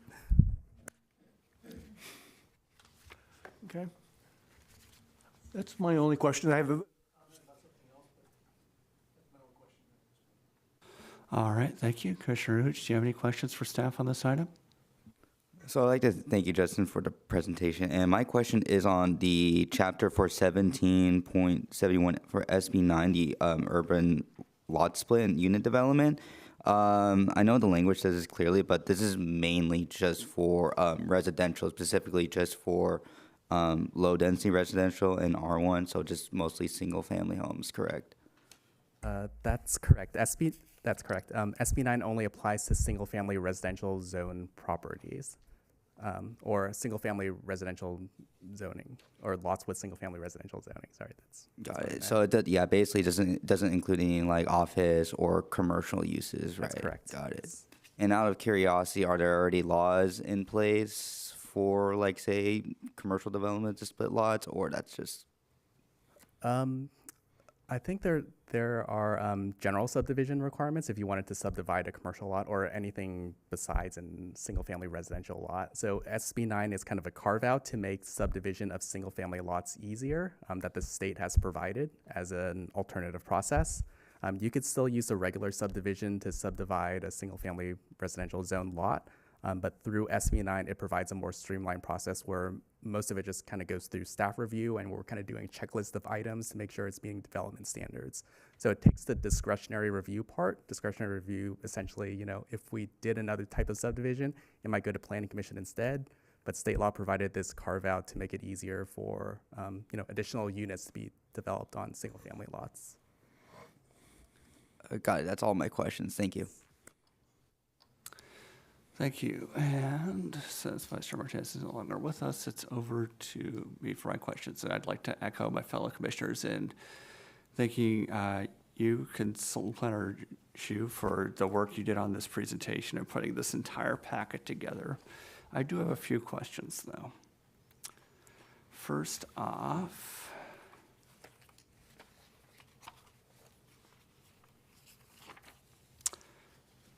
on page number 75 out of 88, 17.70.040, it says, correction of non-conforming zoning conditions shall not be required as a condition for ministerial approval of a permit application for the creation of an ADU or JADU.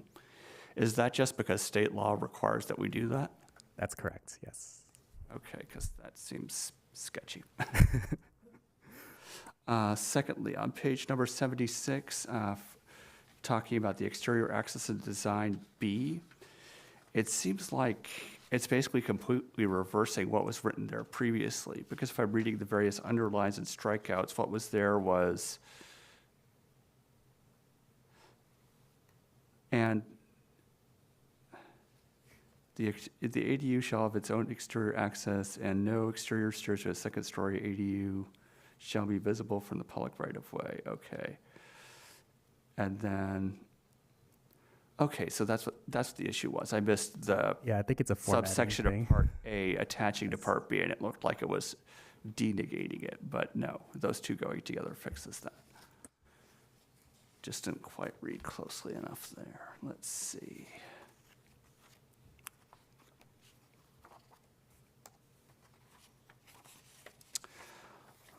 I also had a question with regards to, that's 7, it was.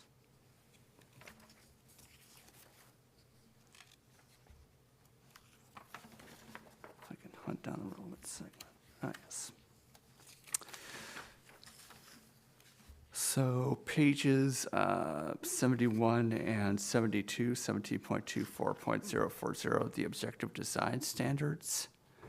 And I'm not sure how much I'm allowed to discuss this, but I seem to recall that we had more objective design standards than this discussed at a subcommittee level. Were those just partially implemented in other documents? I think the review from this subcommittee was mostly concentrated on the 3 corridors specific plan and just the general guidelines. These would be focused more on single-family zone districts. But Dave, you could correct me if I'm... Yeah, I mean, the stuff that we're working on is for multifamily residential, which is a whole different set of requirements beyond this. The SB9 is a whole. It's their objective standards are.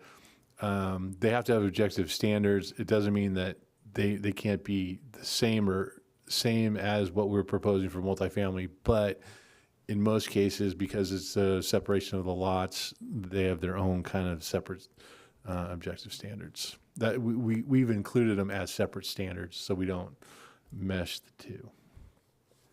Okay, so it's basically avoiding confusion between the different categories and implementing the stuff we need to implement right now. Correct. Yeah.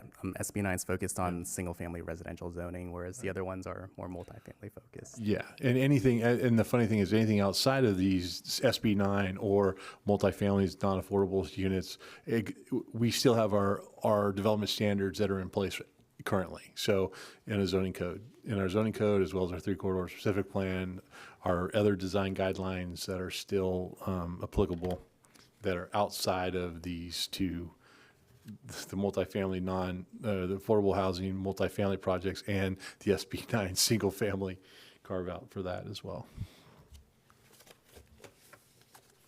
All right, so I believe that's all of my questions for staff. So the time now is 10:19, is before 11 p.m., so I will open the public hearing. And let's see, does the applicant wish to make a presentation? No. We've made our presentation, and hopefully we get a recommendation of approval to the city council. Are there any persons wishing to speak in favor of the item? There's currently no one online right now. All right, are there any persons wishing to speak against the item? Yes, also no persons online right now.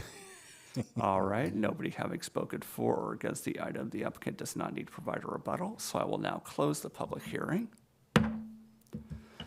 And the commission can discuss the item among themselves and ask questions of staff. So this is where questions and comments come up. So going the other direction this time.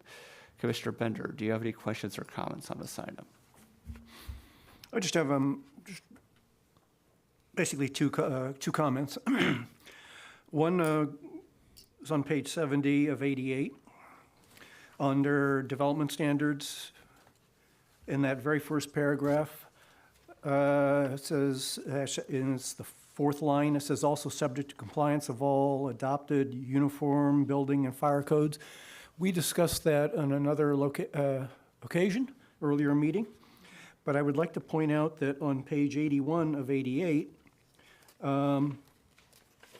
sorry to be skipping around for people, but under D, item 3A, the very last line, it talks about Chapter 7A of the California Building Code, blah, blah, blah, blah, blah, blah. I'd like to point out that that reference there is actually the correct one. In our earlier discussion, I had forgotten in my past history that the Uniform Building Code was last published in 1997 and has basically disappeared.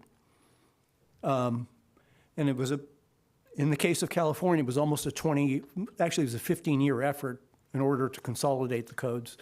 And that was done actually nationally. And ultimately, all the 3 building codes at that time, plus and California also had a Title 24 code at that time, it still does. Ultimately, it all morphed into the International Building Code, which is the model code that California uses, but changes or adds on, especially like seismic issues and everything else. So it's a minor point, but I would like to say the Uniform Building Code no longer exists. And it really should be the California Building Code. My only comment is, and Commissioner Menace pointed out one particular issue and I mentioned the issue about, well, the setbacks can be waived and so forth if you can't achieve a certain minimum standards as per the state. I'm not really a fan, frankly, of these types of developments. I think that they are ultimately, if people build them and in a large scale, it's going to create problems with parking in neighborhoods and so forth and so on. But I'm frankly not one of those who wants to engage in making a symbolic vote because it is state law and we as a body are under obligation to follow state law. I'll just say that, and that's my piece. Thank you. Commissioner Uch, do you have any questions or comments on this item? Yes, so I have a question regarding the section on sorry for specific part, on just specifically the locations for ADUs. Basically, under that section, sorry, I can't state it specifically, but it basically can never be directly in front of the property, correct? Reading it. Yes, not in front as a detached unit. And then I understand the language, it says, though technically not in front of it, but it could say for a particular property, it could be besides it, but as long as it doesn't kind of like make it look, as long as it doesn't look like the main residence, correct? Let's see. We're still talking about detached ADU units. Yes, right? Okay. it's under the locations section. Yeah, sorry, it's under, Do you have a sorry, page number? 76. Yeah, page 76 of 88. Oh, page. Under number 5, you'll see location is highlighted and in bold. Okay. Yes. Get the riverside.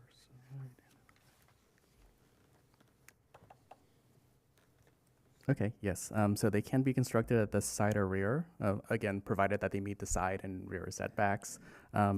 There's no requirement that they have to look different from the primary dwelling unit. They could look similar, including like sharing the same types of materials. The standard is merely just for location and not having a detached small unit in front of the lot.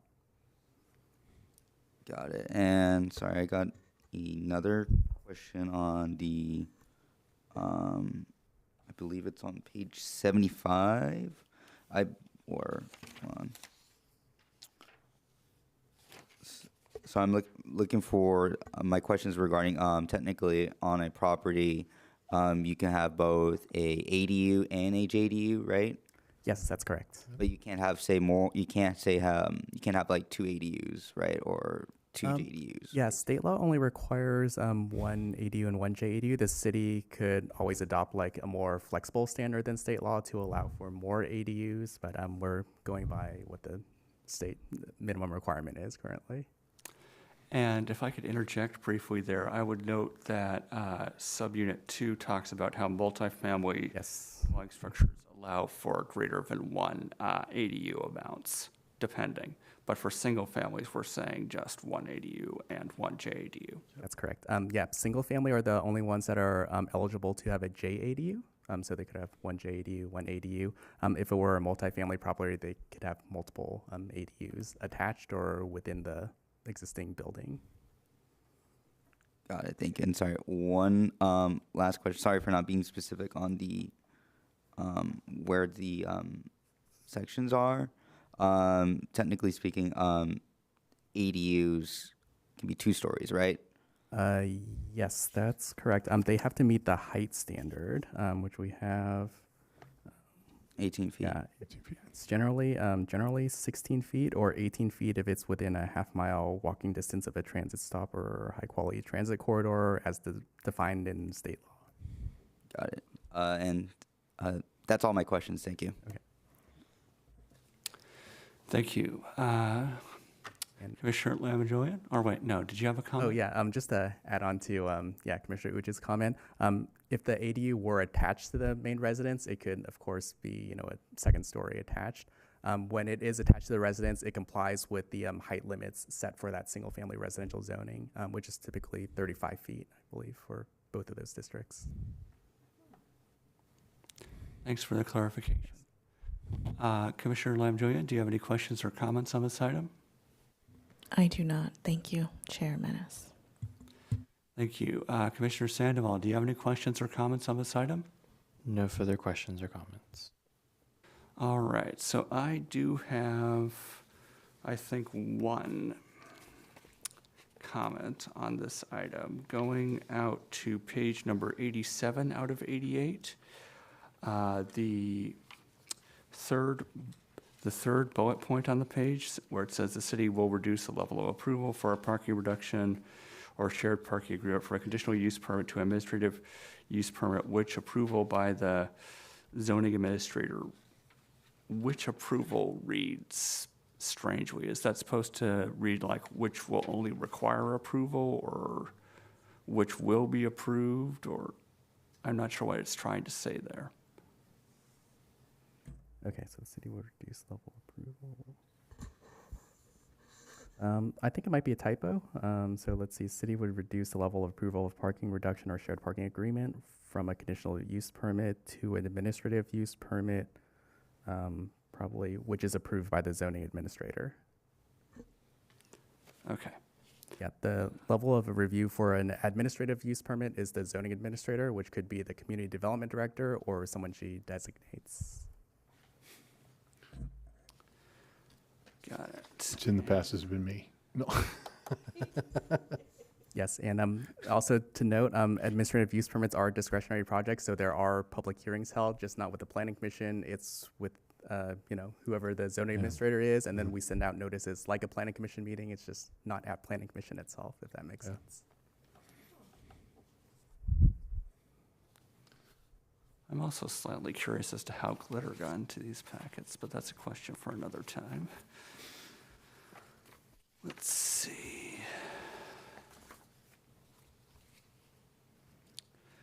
I think most of my questions were already addressed as part of the staff questions comments. So, yeah, I think that's everything. So, in that case, I think it's time for a motion.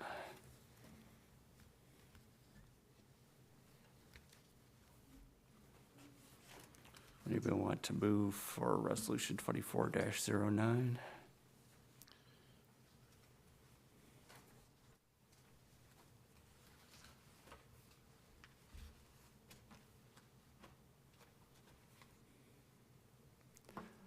All right, I will move that the Planning Commission adopt resolution 24-09 with Exhibit A Municipal Code amendments, recommending that the City Council adopt an ordinance amending Chapter 17.12, 17.24, and 17.70 of the Pinole Municipal Code and adding Chapter 17.71 to the Pinole Municipal Code. Do I have a second? I will second. Thank you. Is there any further discussion? Not seeing any. Can we have a roll call vote, please? Commissioner Uch, Yes. Commissioner Lamb Julian, Yes. Commissioner Sandoval, Yes. Commissioner Bender, Yes. Chair Menace. Yes. Motion carries 5-0. And as previously, I will now note the appeal procedure, though I'll note that the council is going to be considering this item anyway, so there's not really any need to appeal it. No. But should you desire to do so, you can appeal an action of the Planning Commission or the Planning Manager by filing an appeal with the City Clerk in writing within 10 days of such action. Following a public hearing, the City Council may act to confirm, modify, or reverse the action of the Planning Commission. The Planning Commission may act to confirm, modify, or reverse the action of the Planning Manager. The cost to appeal a decision is $500 and minimum $2,500 deposit fee. And that's the end of our public hearings, which means we now move on to old business, which there is none, and then City Planners Commissioners Report. I have a very brief report tonight. Actually, the Planning Commissioners Academy is coming up very rapidly here from March 5th to March 7th. It's in Santa Rosa this year, Sonoma County. So I'm asking if there are any commissioners that would wish to attend. We can take up to 4 commissioners. So if there are any 4 that would like to attend, please let me know. Like tomorrow or today, tonight, if you could. We want to make reservations and do that. So it's March 5th through the 7th in Santa Rosa. So it's fairly close. So is there anybody who wants to attend? Well, I attended last year, so I figure it should be opened up to commissioners who didn't get the chance to attend the last academy. I think that would be Commissioners Bender, Uch, and Martinez, I think. And Huey. And Huey, yes. Huey. If Yeah, I they're mean, interested, but of if you want to course. go, I mean, if you don't have to go, I mean, if there's someone else that wants to go, they can surely, if they can go again. I mean, there's usually the items will be similar in nature, but there's always different items. So, And if there's room in the budget, if we want to add as many commissioners as we can. Actually, we can cover more ground that way. So it's hard to, with only two, or I think the one year I think there was only 2 or 3 of us, and trying to cover the whole conference, that was a little difficult. So anybody, I'll pretty much open up. If anybody who wants to go, let me know in the next day or two, so I can start getting registrations and hotels and all that kind of stuff. All right, and anything else to report? Do you want to go? Okay. All right, then you have 1 week. No. I was going to say, if it's in March, do we really need to do it within 1 to 2 days? We do, mainly for the hotel. The hotel is sold out fast. I mean, there was probably over 1,000 people, so they're going to all be converging on Santa Rosa. So I don't know the hotel situation there, but we'd like to get there early, and so that way we get to the conference center, and it makes life a lot easier when we're all when we're in the headquarter hotel. All right. Can I say, is a hotel even needed if it's nearby? Santa Rosa is 50 miles away, so that's a non-trivial commute. If you don't need a hotel, that's fine too. If you just want to attend the conference and you don't need a hotel, that's fine. That's fine as well. I just want to make sure whoever's going to stay in a hotel, that I get their reservation in and we can get it going. So if you guys want to just commute to it, that's possible. That you can do that as well. I mean, it's within the Ballywick. I mean, I've done that when it's been in Fresno. I just commuted from my house to there. I didn't stay in a hotel. So, but yeah, it's all in what you guys want to do. So, Commissioner Hooch, do you have a comment? So, is it just basically a day event at Santa Rosa? No, it's a 3-day event all day. It's actually 2.5. It's 2.5 days. It starts usually on the 5th. I don't have my calendar with me, but it'll start the 10 o'clock that morning.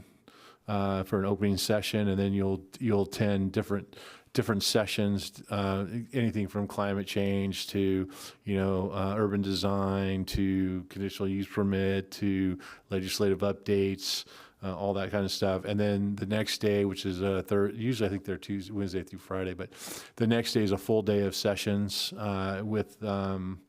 And there'll be some consultants there as well, usually to show their wares and that kind of stuff. And then the third day is mainly the big thing there is a legislative update. That's usually the last day, and the big sequel reviews, which are pretty important. So yeah, it's a full day. It's a full 3-day, 2.5, 3-day session to go to. So you can register for 1 day. So if you want to take a look at there is a 1-day registration, so there's a particular day you just want to go that day, you can go that day too. So either one. So it's put on by the League of California Cities. So if you want to take a look at the program, that's why I say, if you want to take a look at the program and see, I just want to register for a day, I don't need a hotel, that's fine. So just let me know. I'd like to know by the end of the week if, 1, you're going, 2, if you need a hotel, so that way I can start making reservations and start paying for conference registrations. Because it will sell out. And that happened to us last time because I thought I didn't have everybody on there, and I was panicking because it was sold out. And I got everybody in there. So, but I just want to make sure everyone gets registered. Got it. Thanks for the clarification. No problem. And I would also note, just as a point of convenience, that one of the workshops they do every year is the 2-hour ethics training. So if you need to get that done and you haven't done it recently, that can be one of the things you can do there. Just as a sort of side convenience, spend a couple hours going through the ethics training and get that out of the way for a couple years. Let's see. So I guess at this point, we're going to do commissioner's report as opposed to communications, which is the next item. So starting with Commissioner Bender, do you have anything to report? Just briefly, the only thing I want to mention is something before I went on vacation that I learned of. And it's 2 startups have been working on and are actually starting to implement a type of stove or range that is battery powered, and it functions much like a car, in that when you're not using it, it'll take the power from the grid or however you're getting your power, and it will store it in the battery so that when you want to cook, you have the power. The beauty of it is they're trying to get around the problem a lot of us will be facing when you have to, if you have to replace a gas stove, you have to do it with an electric appliance. And many houses that are built before 1970, that is a very, very, very expensive upgrade. And this actually gets around it. The first installation that I know of in the Bay Area is occurring out in Martinez in an apartment building. I'm not making a recommendation. I said startup. We all know what that could mean. But to me, it is an amazing kind of technological, if you will, breakthrough to get around that problem a lot of people are going to start facing in the future.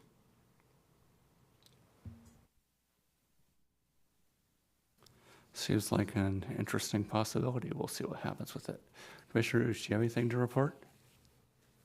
I guess the only thing to report for me is I like to mention, I think once again, the active transportation plan that's currently being worked on. I think sadly though, they said currently the draft is was open to public revisions or comments about it. I think it was like last week, but I would still like to highly recommend people to just quickly look over it because for me personally, it's a pretty solid plan. I've made my comments about it and let them know, and I think it's important, especially for Pinole, it's good to have a vision of being a much more multi-modal city. So that's all I have to report. Thank you. And I'd also note that the Traffic and Pedestrian Safety Commission is going to be having a meeting this Wednesday at 6 o'clock, I believe, where they're going to be discussing the draft plan, and it's attached to the agenda packet for that meeting. So if people want to have a look at it or submit comments linked to that particular item, that would be a good place to do it.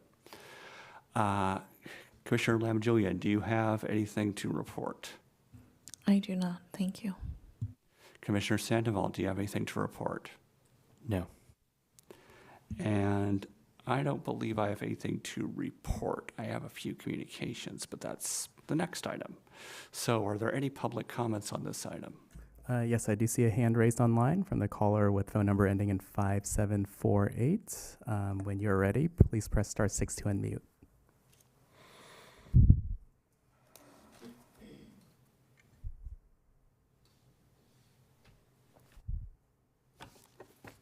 Oh, hello. Can you hear me? Yes, we can hear you. Go ahead. What is the next or the last item on the agenda? The next item is going to be communications. Oh, I'll withhold comment till after toward the end of the communications. Fair enough. So we can go ahead and close out this item, reset the time, and moving on to communications. So going in the other direction this time. Commissioner Sandoval, do you have any communications? No. Commissioner Lamb-Julian, do you have any communications? No, I do not. Thank you. Commissioner Oosh, do you have any communications? None. Commissioner Bender, do you have any communications? No. I have several communications. First off, I'd like to wish everybody happy holidays, Christmas, Kwanzaa, Hanukkah, depending on which in particular you celebrate. And I'd also like to note down a few events going on in the city that maybe haven't been highlighted on the calendar. You might see them if you get Rec and Roll or the Pinole Pulse, but they're not necessarily on the main website. So the first one I wanted to highlight was there's going to be the senior food distribution on tomorrow from 10 to 11 a.m. at the Senior Center for Low-Income Seniors, and that's going to be the only one this month. Secondly, there's going to be coffee with the city on Wednesday from 8 to 10 a.m. at the Pinole Valley Starbucks. There's going to be the Traffic and Pedestrian Safety Committee meeting at 6 p.m. at City Hall. There's going to be a holiday breakfast on Saturday, I believe the 14th, from 9 to 11 a.m. at the Senior Center. And, oh yes, there's also going to be Santa at that one. And the deadline for registering for Glow Pinole is going to be on Sunday, the 15th. And the PCTV still has a survey if you're interested in filling that out. So that's all my communications. And now I believe we have a public comment on communications. Yes, and the caller can please press *6 to unmute again.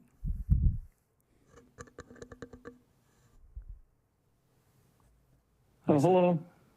We can hear you. Go ahead. Yes. To follow up on with your comment and Mr. Hannum's comments, or lack of, on the pancake Santa Claus breakfast. I heard or read somewhere there was a deadline. Like, did they extend the deadline from the other day or this week? Because they only had like 70 or 80 reservations out of 120 or some odd as of last week. And then number two, just so the general public's not left out in the dark again, till big groundbreaking, like I guess Mayor Tom's surprised us the other day or the other week, or me, because I couldn't find out. I didn't see any public notice anywhere, but the Lucky Store Shopping Center on Fitzgerald Drive, no public announcement was made with regard to the groundbreaking for 16 Tesla charging stations. And I just maybe glad to see it. It's too bad it's only on Tesla, but I guess we have to go along with the program there. But it would have been nice for people, because a lot of people were wondering why they were being inconvenienced, or was there some power problems in the parking lot. I think anytime they have a big project like that, which is they tore up a good portion of that parking lot for several weeks now, the public should be notified, even if it's after the first few days of the groundbreaking, with a sign or some kind of public announcement or two. So maybe they can put that in as a ordinance item of sorts, you know, like I know it's up to the landlord of the property and Mr. Elon Musk or something, whether he wants to pay for the sign or not with his millions of dollars or trillions. But aside from that, can we get an update on the Safeway Tara Hills project moving forward or backward or in quicksand? And also an update on the other building projects going on, if anything's new that's moving along or not, as well as the update status on the caretaker's house on Adobe Road, that they were doing some work there a few weeks ago, as well as the Adobe trail behind the caretaker's house and dog park. And lastly speaking, I mentioned this in a previous meeting, and it's regarding the power poles, the telephone poles that are banded together up and down Pinole Valley Road. And lo and behold, it took a couple years and a couple other people, like an army or a village, if not somebody that knows somebody, like Pete Murray last week, and he presented it more or less in full detail. I didn't have all the information, but it wasn't just one or two power poles up and down Pinole Valley Road that are were banded together by Pacific Tel, our telephone company that messed up the wiring with the help of the city up at the Union 76 build out. That took 4 years. Oddly enough, it's still going on 4 or 5 years with Pinole Valley Road, with the telephone poles being banded together with plastic ropes and what have you. ADA violations, safety hazards, and Pete Murray had mentioned that there are 4 or 5 poles in questions along that corridor by the high school that the telephone company had an agreement with the city that they were going to take care of that one way or another after the build out, which would involve taking those double poles down. You have 40 seconds remaining. And together and have them bury the utility lines under the ground. So David Hannum should have known that and not just say that, oh, it's been going on 4 or 5 years, so what is this, what it is. And that's how a lot of the city moves like that. If it's been there broken, don't fix it because it's been there for 3 or 4 or 5 years. But I recommend that the city write a letter and pick up the telephone, if it's not the city manager, Mr. Hannum or somebody, and call PG, Pacific Telephone out on this, like Mr. Peter Murray, ex-councilman and mayor, who knows the nuts and bolts, or consult with him on how to get that taken care of once and for all. Thank you. Thank you. Are there any other public comments on this item? There are no other comments. All right, so, Mr. Hannum, do you have a response to the query about the undergrounding of the poles over by the high school? Yeah, first of all, that's the first I've ever heard of it. So I was not here when that project was being completed, so I don't know the ins and outs.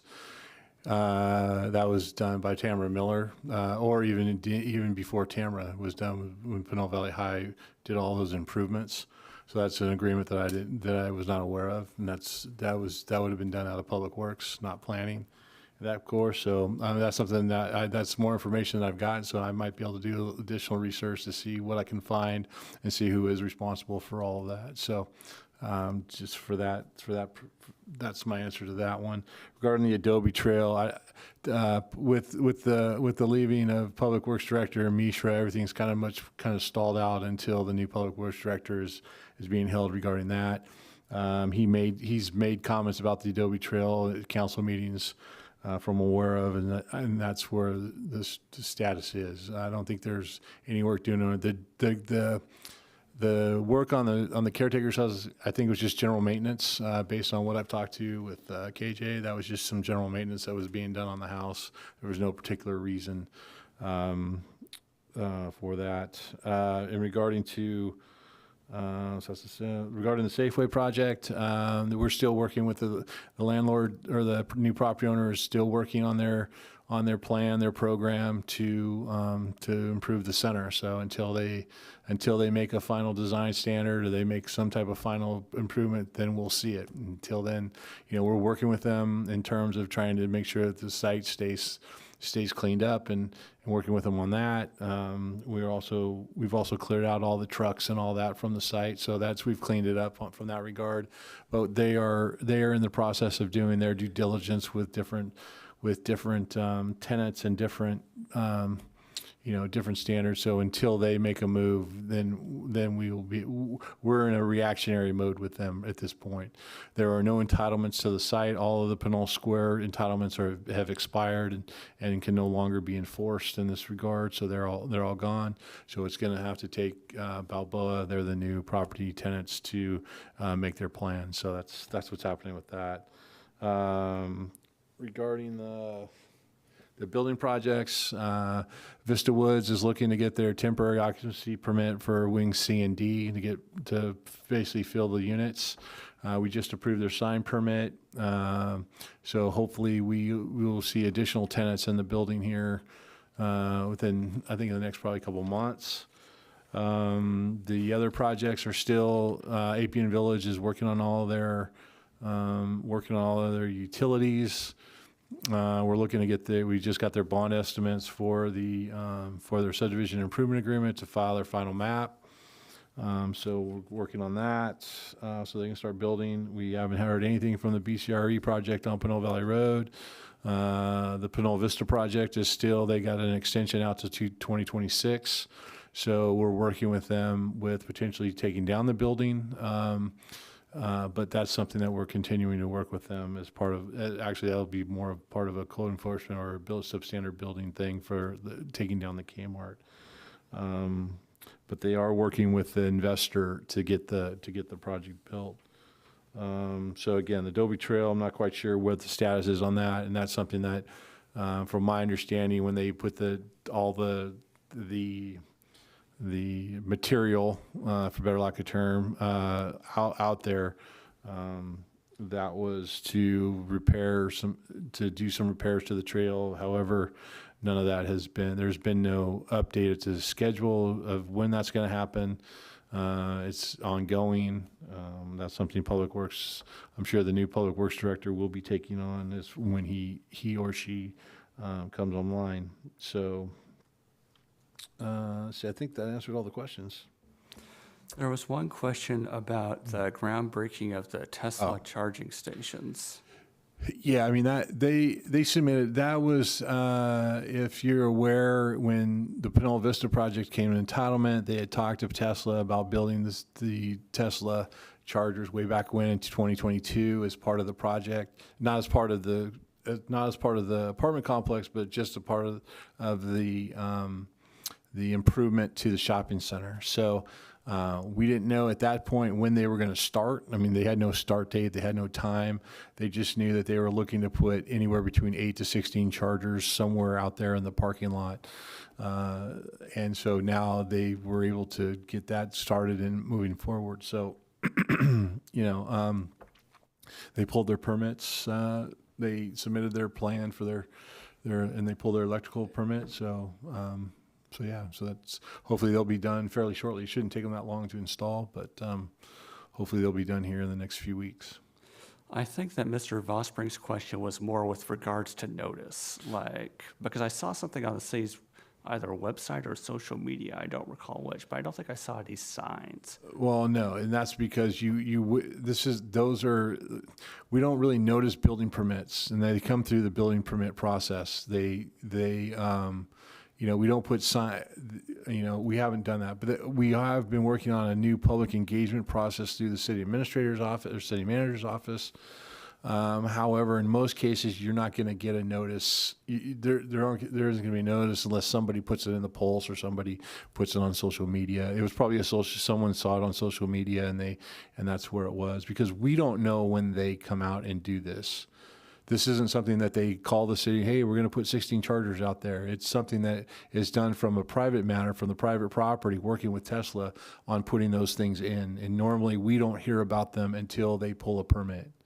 So, and those permits, because of the nature of those permits, they're done administratively. They're not done. There's not really a whole set of review process for those permits. So they're in and out of the department fairly quickly. That we don't, they're not. It's not like we do a full comprehensive design review on these things. It's a quick electrical permit, and they could be in and out within 3 or 4 days. So, and then they can go start construction. And that's kind of how fast they can work. But they did, the ROIC did say back in 2022 that they were working with Tesla to get 16 chargers in the parking lot. We just, at that point, there was no time frame of when they were gonna hit.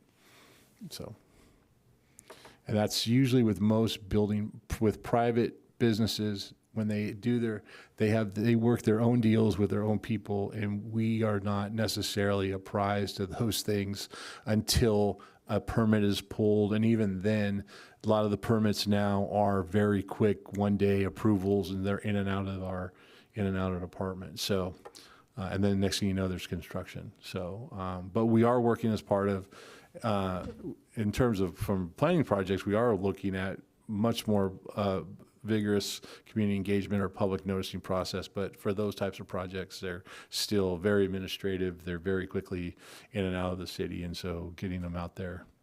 But was something we can work on. Got it. Okay, and I also wanted to highlight as a response to, I think it was one of my fellow commissioners' comments. I went ahead and looked up the exact number of remaining openings for the holiday breakfast. Right now, there were 80 openings in total, and there are 39 remaining, so a bit less than half. Still time, but not a huge amount of it. Right. And with that, unless there are any other communications from my fellow commissioners, I believe our next meeting is on January 13th, 2025 at 7 p.m. And I will now adjourn the current meeting.